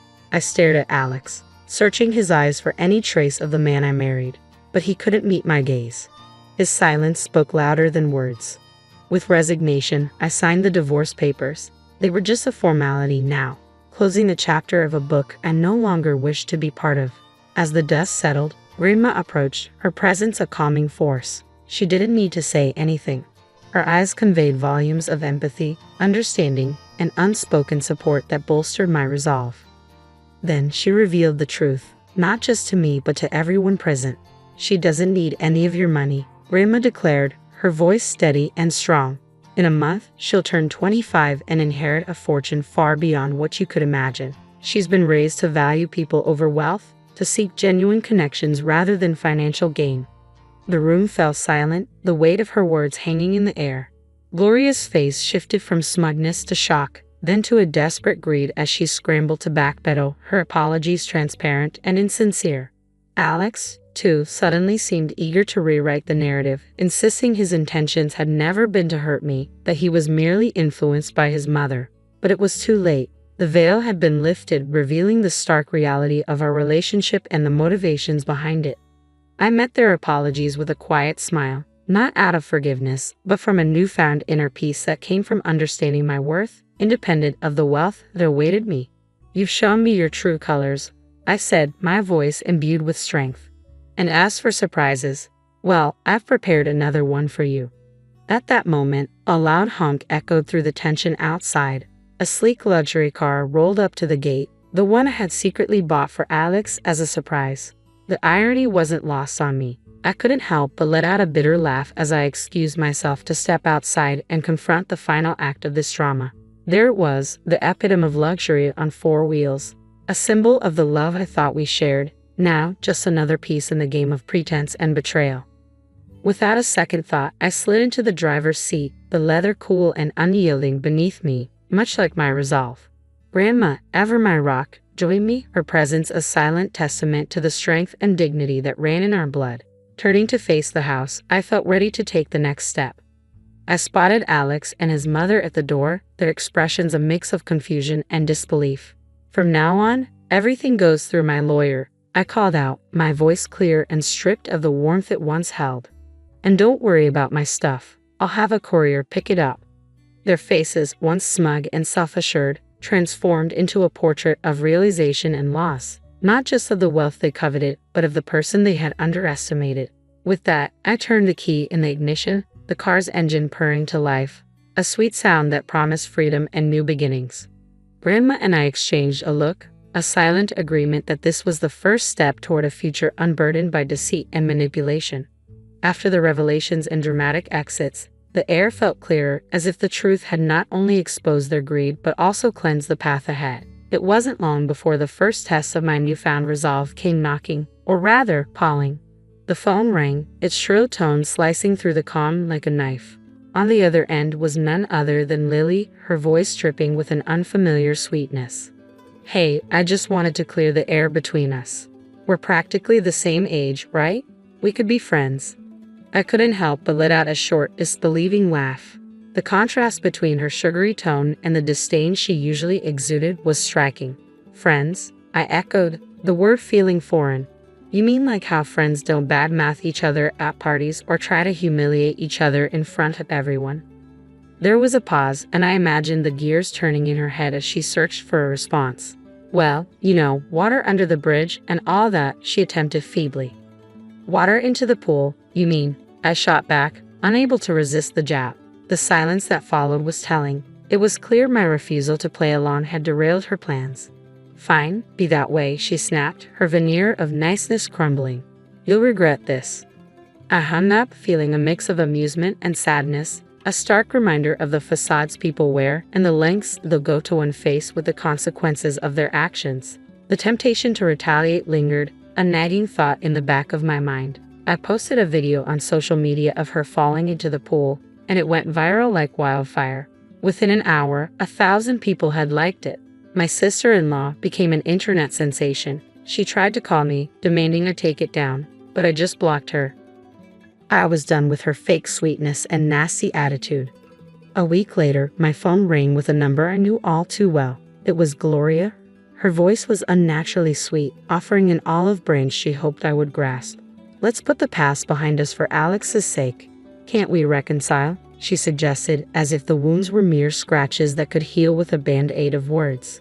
No, Gloria, that ship has sailed, I replied, firm but not unkind. There was no anchor in my voice, only a resolute peace. I wish Alex well, but our paths are diverging. I'm looking forward, not back. Not long after, Alex made his own attempts at reconciliation. One morning, I found a bouquet of flowers on my doorstep, the card bearing a simple, I'm sorry. Please come back. The sight of them sparked more anger than affection. Without a second thought, I tossed them into the trash. His efforts didn't stop there. He showed up unannounced, hoping to talk things through, but I wasn't the same person he had left behind. His presence, once a source of comfort, now felt like an intrusion. One evening, as he made yet another uninvited appearance, I met him at the door with a resolve as hard as steel. If you don't stop this, I'm going to the police, I warned, my voice steady and firm. Your apologies can't undo what's been done. It's over, Alex. Really, it's over. The gravity of my words finally seemed to reach him. His shoulders slumped, and with one last lingering look, he turned and walked away. That was the last I saw of him. In the time that followed, I immersed myself in charity work. It became my passion and my purpose. Helping those truly in need and connecting with people who valued kindness over wealth brought me a joy I hadn't known I was missing. Living with Grandma, I found peace in our quiet routine. We'd sit together, planning our next project, our next way to make a difference. During these moments, I realized this was where I was meant to be. I had no illusions about the road ahead. It would be fraught with challenges, perhaps even heartache. But I also knew it would be filled with joy, moments of unbridled happiness, and the kind of love that enriches the soul. So I live my life looking forward, not back. I work, I help, and I hope. I believe in a future where I'll find true love, not defined by wealth or status, but by genuine connection. And yes, one day I'll have those 3 beautiful children I dream of. For now, though, I'm content, building a life of purpose surrounded by love that asks for nothing in return. This isn't just the end of a chapter, it's the beginning of a whole new book, and I'm the one writing it. I'm Jane, and I had just turned 28 when I thought I had met the love of my life, Mike. Everything unfolded so quickly. We were married within a year of our first meeting. Mike, an accountant with a tall frame and a laugh that could brighten any room, complemented my career in digital marketing. I love painting on weekends and have always been a planner. We seemed to balance each other perfectly, or so I thought. The day after our wedding, our living room was a delightful mess, overflowing with wrapped gifts and cards, a beautiful chaos that reflected our celebration. Just then, Mike's parents, Carol and Dave, unexpectedly dropped by. I hadn't had much chance to get to know them since our wedding had come together so fast, but they appeared perfectly normal. As we began to open gifts, I noticed Carol and Dave were more than a little curious about what we were unwrapping.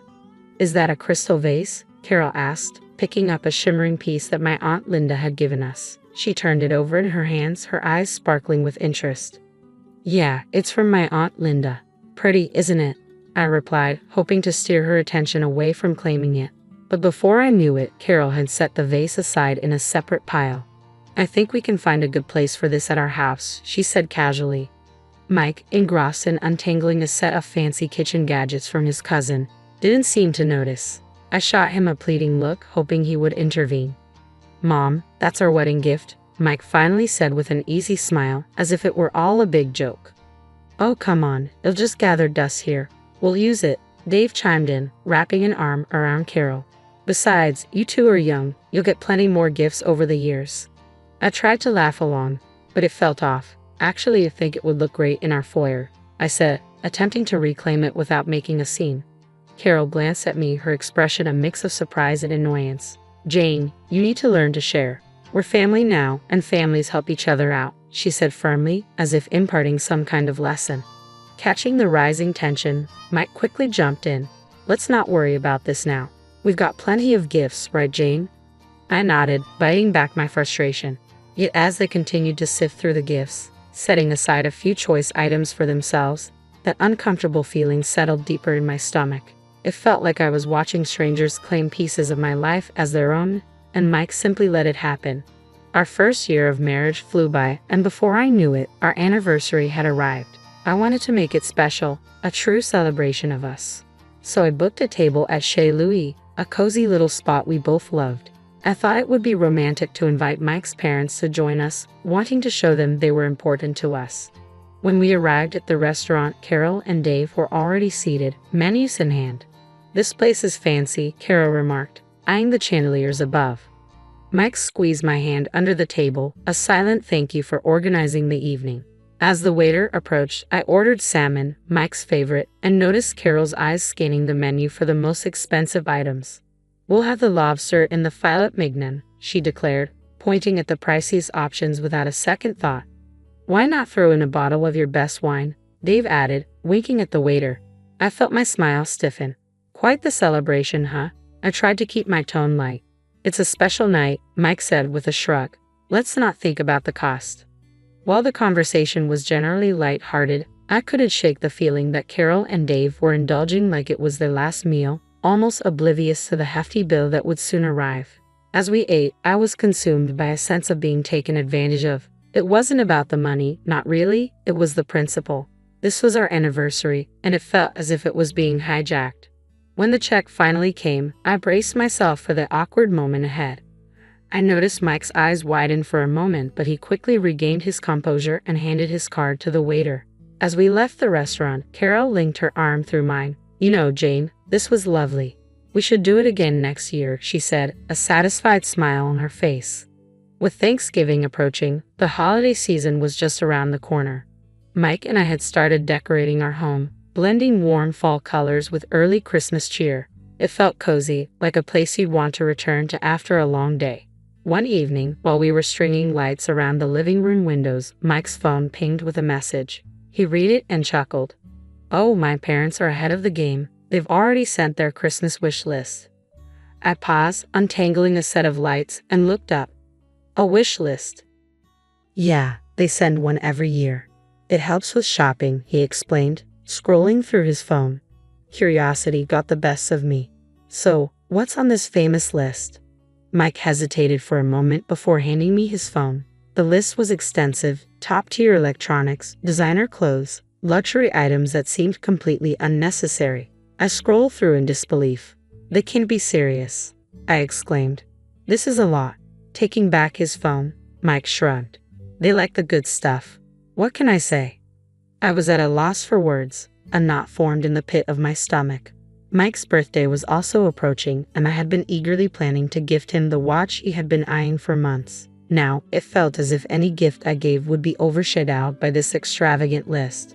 When it came to making our own lists, I couldn't shake the feeling of pettiness.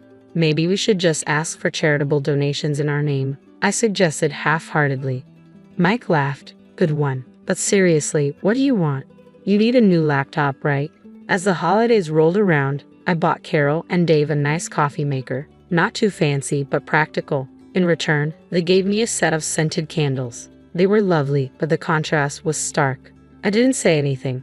Mike seemed pleased with the expensive drone they gifted him, but the unspoken rule was clear. We were expected to give lavishly and receive modestly. It didn't feel right, but I held my tongue, wrapping gifts and plastering a smile on my face for the holidays. Inside, though, I began to tally the costs, not just in dollars, but in the emotional toll it was taking on me. One day, while staring at my computer screen at work, an email notification popped up. It was my quarterly bonus, bigger than I had anticipated. My first thought was to do something meaningful with it, something for Mike and me. So, I booked us a trip to Paris. We had talked about going since we met, and it felt like the perfect moment to make that dream a reality. That night, as we sat down for dinner, I couldn't wait to share the news. I excitedly told Mike about the surprise trip, and his face lit up in a way I had never seen before. "Paris? Really, babe? That's amazing," he exclaimed, jumping up to kiss me. I was basking in the joy of the moment when his phone rang. It was his mom. I could see the change in his expression immediately. "Yeah, she booked us a trip to Paris," he said into the phone, and I instantly regretted not asking him to keep it quiet for a little while longer. As he listened, his enthusiasm slowly waned. I know, you've always wanted to go." He trailed off, looking at me with a pained expression. My heart sank. After hanging up, a heavy silence enveloped us. "They want to come with us," he said finally, almost as if seeking my approval. I froze, my fork hovering midair. "To Paris with us?" I asked, trying to keep my voice steady. "Yeah, they said they've never been and have always wanted to go," Mike explained, running a hand through his hair. "I think we should take them." Suddenly, the room felt too small. "It's supposed to be for us, Mike, our trip," I said, feeling the tightness in my chest. He didn't respond right away. "I know, but they're getting older, and I feel bad. They've done so much for me." I thought about all the one-sided gift exchanges, the anniversary dinners, and every little thing that had accumulated over the past year. "But this is our time," I insisted, my voice firm. "We can plan a trip with them another time. This bonus is for us." Mike let out a deep, frustrated sigh. "They won't understand that. You know how they are. And you know how hard I've worked for this." I spoke the words like stones lodged in my throat. "I want us to enjoy it together, just us, like we planned." After a moment of silence, he finally relented. "Okay, we'll tell them some other time might work better." But when the moment came to break the news, Mike hesitated. "Look, maybe we can all go together next year," he suggested, but Carol was having none of it. "Why next year? We can afford it now," she retorted over the speakerphone, her voice tinged with disappointment. I could no longer hold back my frustration. "Because this trip is for us, Carol. Mike and I need this time together," I said, my voice rising. There was a pause before she replied, "Well, that's very selfish of you, Jane. Very selfish indeed." After the call, the air between Mike and me was thick with tension. I could tell he was torn, but I was resolute. Paris was meant to be a dream trip for just the two of us, and I wouldn't let that dream slip away. In the following days, Mike became a shadow in his own home, leaving early for work and returning late. Our conversations dwindled to monosyllables. Dinner's in the oven, I would call out when I heard the garage door open, my voice echoing off the empty walls. "Thanks," he'd reply, the word hanging between us like a ghost. I missed him, missed us. I longed for the easy days when we would drink together on the couch, our plans and laughter intertwined. I yearned to reach out to him, to break through the invisible barrier that had formed after our argument about Paris. But every attempt felt like trying to speak through thick glass. I could see him, but I couldn't connect. One particularly difficult evening, I found myself sitting across from Mike at the dinner table, the sound of his fork scraping against the plate cutting through the heavy silence. I cleared my throat. "Mike, this can't go on," I began, my voice barely above a whisper, fearful of shattering the fragile peace between us. "We need to talk about what happened. We can't let this silence become our new normal." Mike continued eating, his expression unreadable, until he finally set down his fork. It was a sign I had his attention, even if just for a moment. "What do you want me to say, Jane?" he asked, a hint of wariness seeping through his words. "I want to understand why you're taking this so hard. It feels like you're choosing them over me," I replied, hurt evident in my tone. He sighed, folding his hands in front of him. "They're my parents, Jane. They've always dreamed of going to Paris." "And what about our dreams?" I pressed, frustration bubbling up inside me. "What about our plans?" Mike ran a hand through his hair, a gesture of exasperation that had become all too familiar. I know, he said, and for a brief moment, I caught a glimpse of the man I married, conflicted and torn, but not indifferent. "It's just, they've always been there for me. I feel obligated." "But where does that leave us, Mike?" I leaned forward, desperate to catch his eye. "What about our marriage?" He hesitated, and in that pause, fear washed over me. What if we weren't as solid as I had believed? What if the foundation we built was more like sand, easily eroded by the tide of his parents' needs? "It's supposed to be us against the world, Mike, not me against you and them," I said quietly, my voice steady despite the emotions swelling inside me. He looked at me, really looked at me, and I could see the conflict warring within him. "I know, Jane. I just don't know how to make everyone happy." And then it hit me with sudden clarity. That's just it. We can't always make everyone happy, but we made vows to each other, Mike. Doesn't that count for something? He nodded slowly, his gaze lingering on the table before finally meeting mine. "It does. It counts for a lot." The rest of the meal passed in contemplative silence, a welcome change from the strained quiet that had become our norm. It felt as if my words had planted a seed, or perhaps nurtured one that had been dormant within Mike all along. As the morning sun poured in through the windows, I noticed that the warmth it usually brought seemed to have no place in our home today. I woke up to an eerie stillness. The other side of the bed lay untouched from the night before, and the emptiness of the house felt like a heavy blanket, suffocating in its silence. Rubbing the sleep from my eyes, I reached for my phone, expecting the usual void of messages that had taken residence in our home. Instead, my screen lit up with a flood of notifications, each one from my bank. A lump formed in my throat as I scanned the details. Multiple transactions, including airline tickets and hotel bookings in Paris, all made while I was asleep. The timestamps on the emails revealed that the flight had left hours ago. Mike and his parents were already on their way to Paris, using my hard-earned bonus to fund a trip I was meant to be on. Disbelief morphed into anger, and then a crushing sense of betrayal settled in. I sat there, the phone heavy in my hand, as the reality sank in. Mike had access to my account. I had trusted him implicitly, never imagining he would betray that trust. Yet here it was, stark in black and white, a digital paper trail of deceit. I couldn't breathe, couldn't think.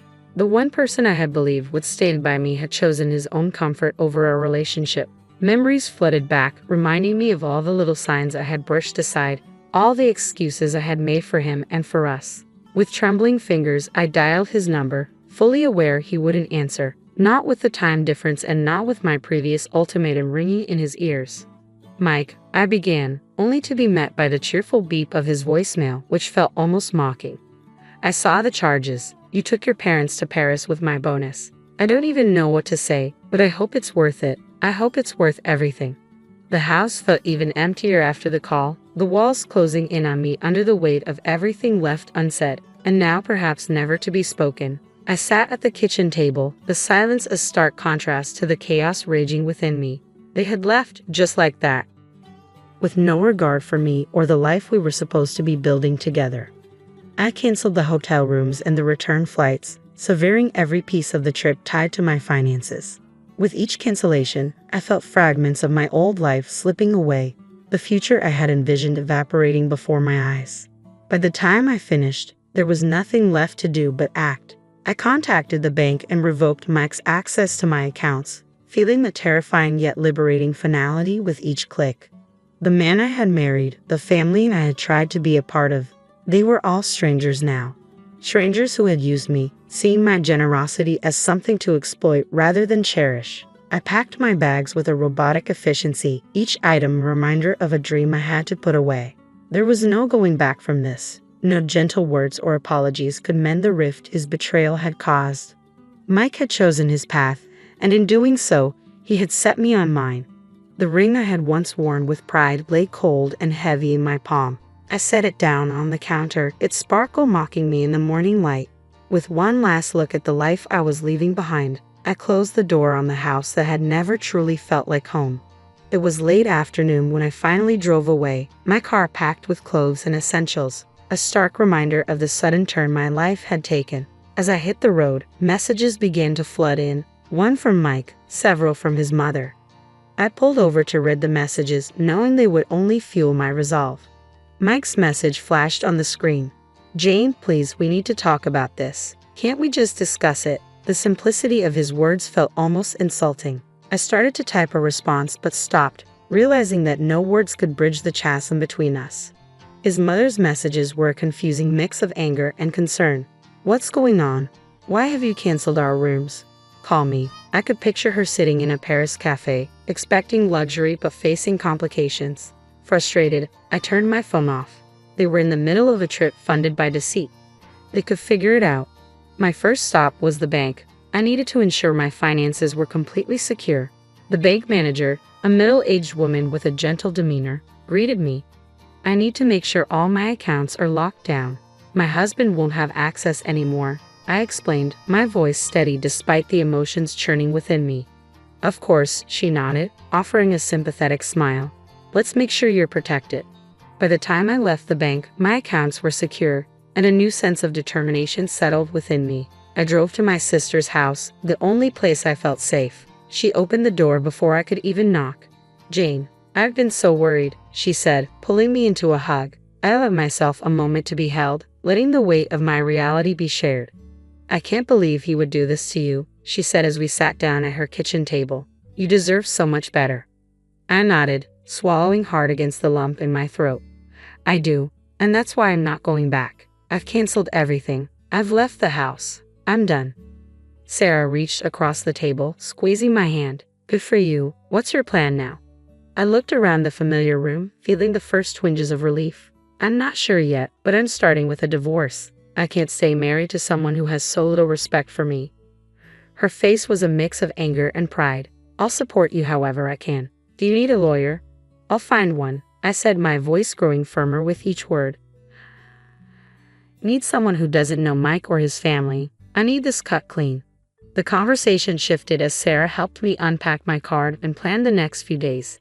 There was a strange comfort in the mundane tasks, a grounding in the midst of chaos. I was standing in her kitchen, a mug of coffee warming my hands when my phone vibrated persistently. It was Mike again. "Jane, we need to talk. I'm sorry. I miss you, and I think we can work things out." His text was a blend of apology and plea. I sighed, feeling the same rehearse "I'm sorry" becoming a threadbare blanket that offered no comfort.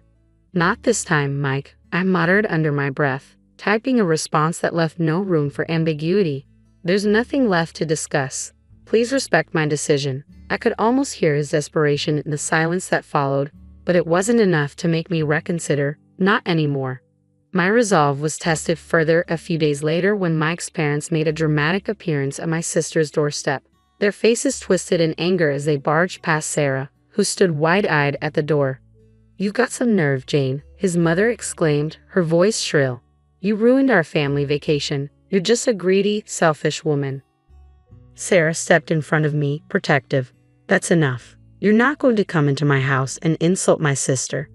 The argument escalated, drawing the attention of neighbors peeking out from their windows. I was sure someone would call the police. It ended with Sarah threatening to do just that if they didn't leave. The departure left a sour air that lingered long after they were gone. But amidst the chaos, a realization settled within me. I was truly done.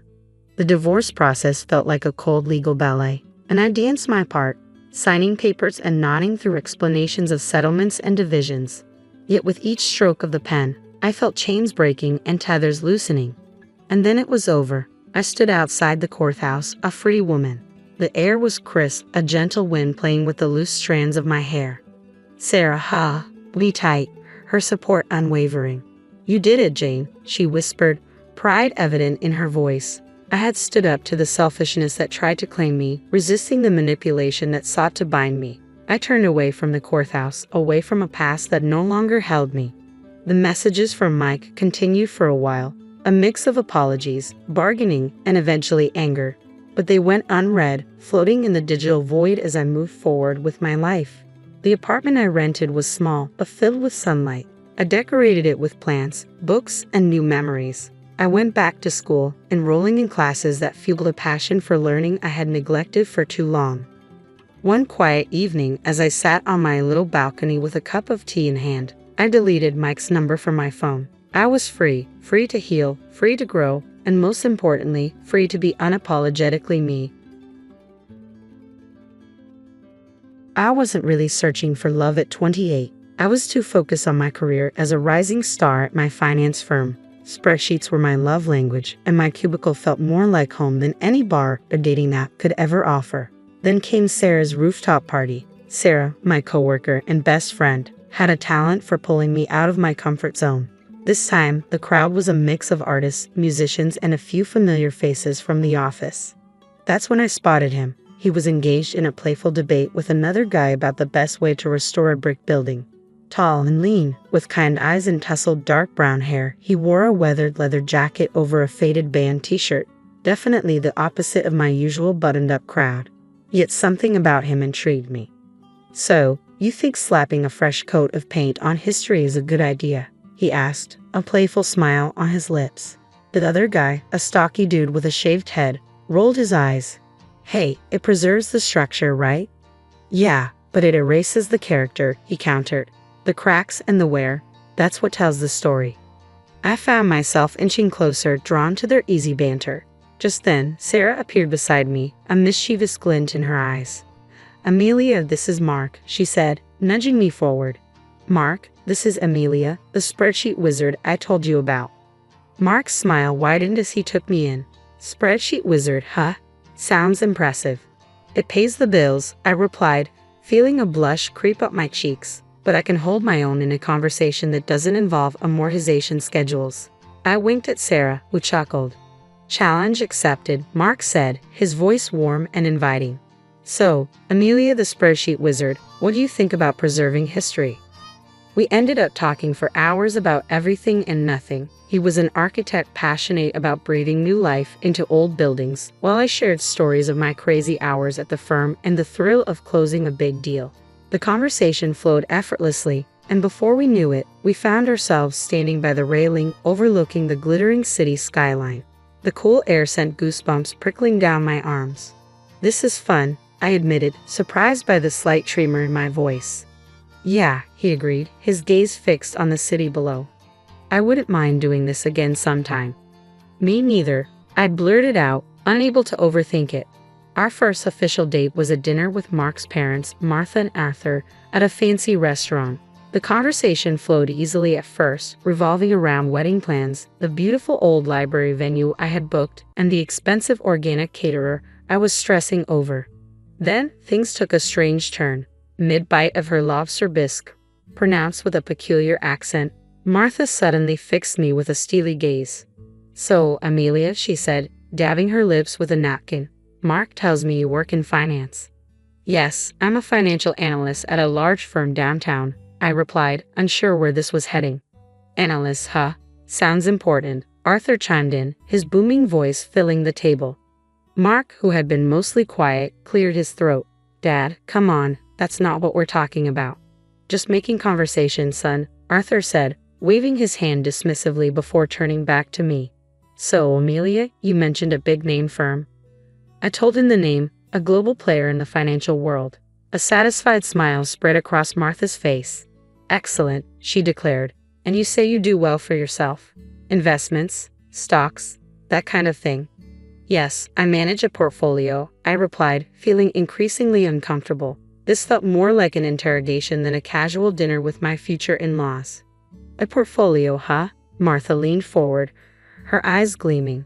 How much are we talking about here, dear? My jaw dropped. This was outrageous. No one asked questions like that. I glanced at Mark, hoping he'd intervene, but he just fiddled with the bread basket, avoiding my gaze. That's really personal information, Mrs. Miller, I said, forcing a smile. Oh, come on, honey, Martha huffed. We're practically family now, isn't that right, Mark? Mark mumbled something non-committal, his cheeks flushed. I decided to take control of the situation. Look, I said, trying to keep my voice steady, money isn't everything. Mark and I love each other, and that's what matters most. Love is great, sweetheart, Arthur chimed in again, but let's face it, love doesn't pay the bills. I took a deep breath. This dinner was turning into a disaster.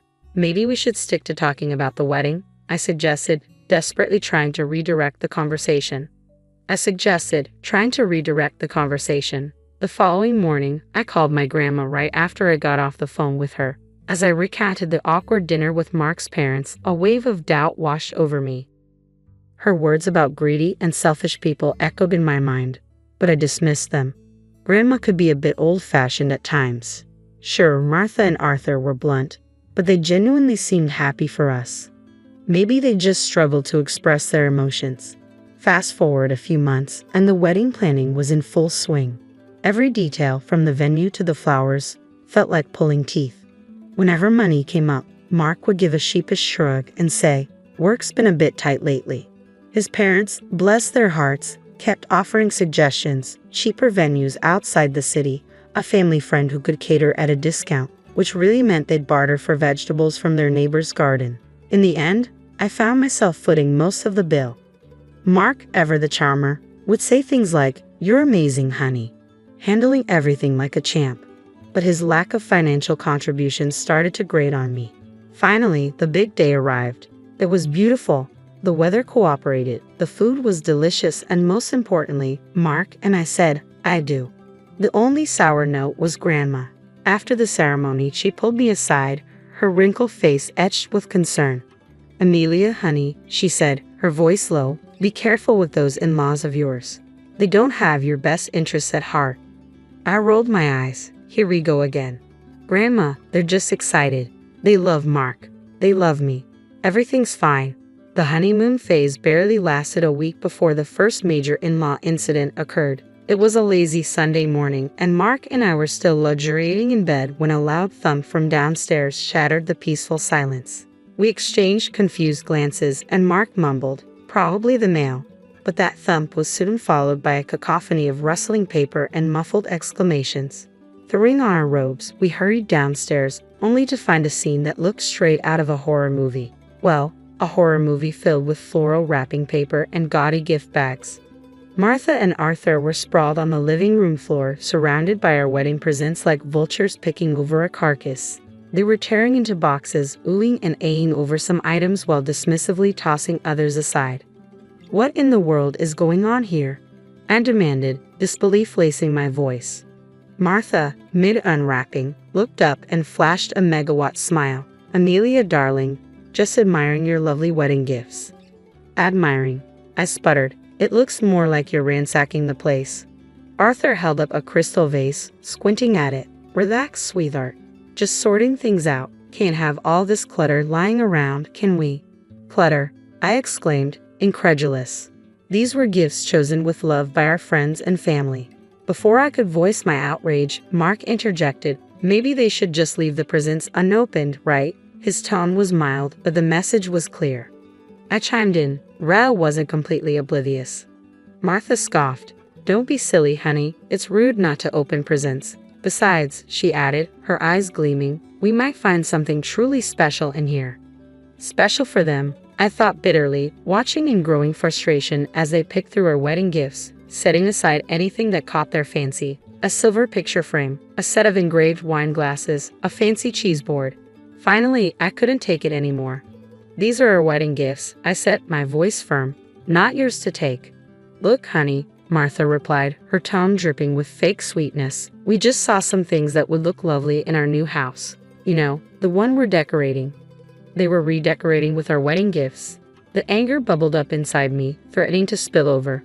What about the gift you got us? I asked, my voice tight. Martha paused, her hand hovering over a box wrapped in fancy floral paper. She rummaged through the pile and finally pulled out a small, oddly shaped package. With a flourish, she handed it to me. I unwrapped it slowly, my heart sinking with each layer of tissue paper. Inside was a cheap glass statuette, the kind you find at a discount store, adorned with garish plastic flowers. My stomach churned. This was their idea of a wedding gift. Maybe Grandma was right. Maybe I had married into a nightmare. The wedding gift incident was just the tip of the iceberg. Martha's shopping sprees became a regular occurrence. She'd call, all chipper, asking me to join her for a girls' day out. But it was really just code for me being her unpaid personal shopper. We'd browse stores, and inevitably, Martha would find something she absolutely had to have. At checkout, she'd do this weird shuffle with her purchases and mine, muttering about forgetting her wallet and how inconvenient it was to have separate bags. By the time the cashier figured it all out, I'd be stuck paying for both our stuff. Arthur wasn't much better. Weekends were his prime visiting time. He'd waltz in unannounced, plop himself down on the couch, and proceed to spend the entire day glued to the TV, inhaling whatever snacks I had on hand. When I finally mustered the courage to ask him why he spent so much time at our place, he looked at me with a straight face and said, "Saves money on groceries and electricity, doesn't it?" The audacity of the man. Did he think we were running the charity? Mark, ever the peacekeeper, just rolled his eyes and muttered something about Dad needing some company. But the birthday dinner was the final straw. I decided to treat myself to a nice night out at a fancy restaurant to celebrate another year older and hopefully wiser. Naturally, I invited Martha and Arthur. A big mistake. The menu was a bewildering array of French names and unfamiliar ingredients, but undeterred, Martha and Arthur ordered the most expensive dishes, pronouncing them with a confidence that masked their complete lack of knowledge. Halfway through the meal, Martha pushed her plate away, declaring that the escargot was too slimy. Arthur, meanwhile, choked on a mouthful of bouillabaisse, spraying saffron broth across the table. The entire evening was a disaster. By the time the bill arrived, my blood pressure was through the roof. The cost of that meal could have fed us for a month. And guess who offered to chip in? Nope, not Mark. He just sat there, oblivious, while I choked out a strained thank you to the waiter and reached for my credit card. Back home, fuming and frustrated, I finally confronted Mark.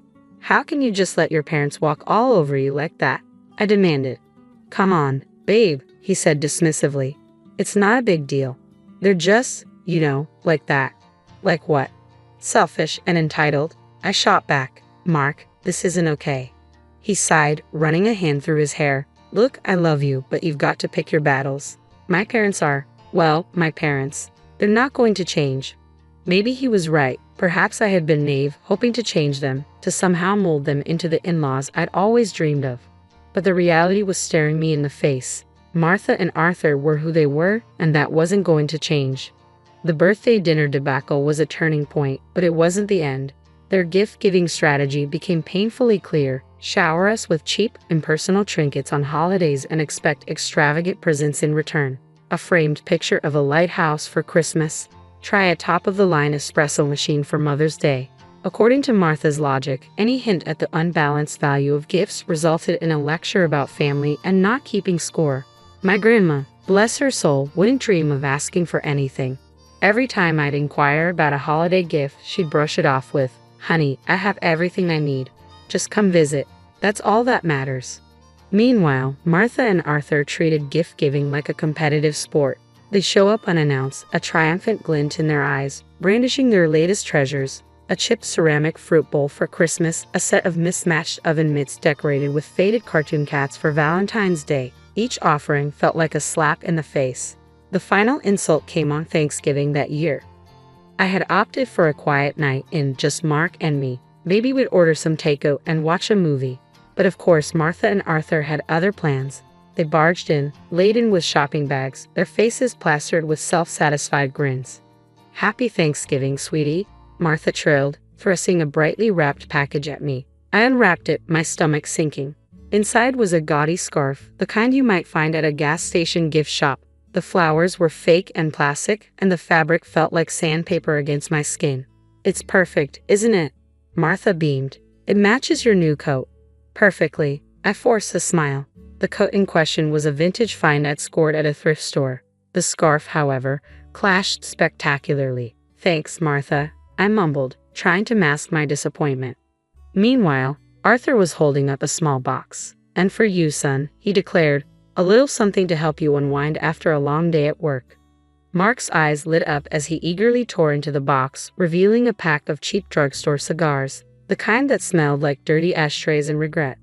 "Thanks, Dad," Mark said, a genuine smile spreading across his face. That was it, the final straw. Here I was, staring at a birthday gift that insulted my taste and a husband who seemed more excited about a pack of drugstore cigars than his wife's well-being. Anger simmered inside me, threatening to boil over. But instead of exploding, I did something completely unexpected. I took a deep breath, forced a smile, and thanked them for the lovely gifts. A glimmer of hope arrived with my work performance. I landed a coveted quarterly award and a hefty bonus that practically screamed, "Celebrate." Venice, with its romantic canals and rich history, had always been a dream destination. Knowing I spoke fluent Italian sealed the deal. This trip would be a chance to reconnect with Mark and escape the suffocating grip of his parents for a while. Except news travels fast, especially bad news to eager ears. Upon learning of our travel plans, Martha and Arthur descended like hungry vultures. "Venice, huh?" Martha said, her eyes gleaming with a disturbing avarice. "Sounds delightful. Always wanted to see those gondolas up close." "Actually," I interjected, trying to be polite, "this trip is just for Mark and me. A little romantic getaway." Arthur scoffed. "Come on, Amelia, don't be selfish. We've never been to Europe, let alone Venice. Think of the pictures." Pictures. This wasn't about a photo op with gondolas. It was about escaping their smothering presence. "I'm sorry, but," I said, my voice firm, "this is a trip for two." My polite refusal triggered a meltdown of epic proportions. They called me selfish and greedy, accusing me of trying to alienate Mark from his family. The worst part, Mark, ever the peacekeeper, didn't stand up for me. Instead, he mumbled something about maybe they could come along and that it wouldn't be that bad. That's when I realized this wasn't just about a trip anymore. This was about boundaries, respect, and whether our marriage could survive his parents' constant intrusion. I looked at Mark, my voice laced with ice. "Absolutely not. This is our trip, and they are not invited." The fight that followed was brutal. Harsh words were exchanged, and accusations flew like daggers. By the end, a heavy silence settled between us. We retreated to opposite ends of the apartment, a cold war brewing in our once happy home. Days blurred together, and the silence in the apartment was a constant reminder of the chasm that had opened between Mark and me. I didn't call his parents. The mere thought of their entitled whining made my stomach churn. Mark remained in his self-imposed exile. The only communication between us was a muted good morning in the kitchen each day. Then, on a random Saturday morning, I woke up to an empty apartment and a sinking feeling in my gut. My phone buzzed on the nightstand, the notification sound grating on my nerves. Glancing at it, my blood ran cold. Airline ticket confirmations, 3 of them to Venice, purchased from my account. Panic clawed at my throat. No, it couldn't be. But as I scrolled through the confirmations, the sickening truth settled in. Mark, with the audacity of a seasoned thief, had used my trusted access to our bank account to book not only his own ticket to Venice, but 2 more for his precious parents. Hotel reservations were also courtesy of my hard-earned money. It confirmed my suspicions. He'd gone behind my back, completely disregarding my feelings, and booked a vacation for himself and his leech-like family with my money. The anger, hot and furious, burned away any remaining affection I had for him. My fingers flew across the screen, canceling the return flights and hotel rooms. Next, with steely resolve, I revoked Mark's access to my bank account. It was a small act of defiance in the face of their colossal selfishness. A few hours later, my phone erupted with a call. Mark's name flashed on the screen, but I let it go to voicemail. The notification arrived a moment later, his voice laced with panic and fury. "Amelia, where the hell are you? We're supposed to be checking into the hotel. What did you do with the tickets?" I deleted the message without listening. Then came a barrage of texts from both Mark and Martha, a mix of demands, accusations, and veiled threats. Mark's final message sent a dark chill rippling through me. If you don't give me back access to the account and get us on that damn plane, Amelia, we're done. Consider this your divorce notice." With newfound clarity, I started making my own plans. I contacted a lawyer, and with each step toward independence, the weight lifted from my shoulders. Mark's divorce notice might as well have been a gift. I didn't wait for him to waltz back in with his tail between his legs. Packing was cathartic. Clothes went into suitcases, knickknacks into boxes. But the gifts from Martha and Arthur, those gaudy trinkets and mismatched sets, I left untouched. I lined them up on the living room floor, a garish monument to their selfishness. A final act of defiance before I slammed the door shut on that chapter of my life. Grandma's house, with its familiar scent of cinnamon rolls and worn furniture, felt like a warm hug. Tears streamed down my face as I recounted the entire ordeal, the hurt and anger spilling out like a dam breaking. Grandma listened patiently, a sad smile on her lips. "I told you, honey," she said softly, her voice laced with a hint of "I told you so," but mostly concern. "Sometimes you've got to learn things the hard way." "I know," I said, newfound determination settling in my voice. "Maybe this is a good thing. Now I know what to look for, what to avoid." A few days later, a knock on the door shattered the peace of the afternoon. My heart lurched, but before I could react, Grandma ushered me toward the back room. Peeking through the curtain, I saw Mark standing there, looking lost and dejected. "Amelia, please," he pleaded, his voice thick with desperation. "Let me explain." Grandma opened the door a crack, her expression unreadable. Mark launched into a groveling apology, spewing words about realizing his mistakes and trying to distance himself from his parents. The anger that had been simmering inside me bubbled over. I barged into the hallway, a cold fury in my eyes. "Distance himself," I scoffed. "Mark, you were about to spend my money taking them on a vacation. This isn't about you suddenly seeing the light. This is about you being comfortable. Comfortable because I paid the bills and bought your parents presents." He opened his mouth to protest, but I cut him off. "No, Mark, this is over. I don't want to build a life with someone who prioritizes comfort over respect, or someone who lets his parents walk all over him and his wife. I deserve better than that." Mark's face crumpled, but this time I felt no pity. The door shut with a finality that echoed in the silence that followed. Maybe Grandma was right. Maybe this wasn't the end. Maybe it was the beginning of something new, something better. A life free of entitled in-laws, a life filled with respect, and maybe someday, love that wasn't selfish or convenient.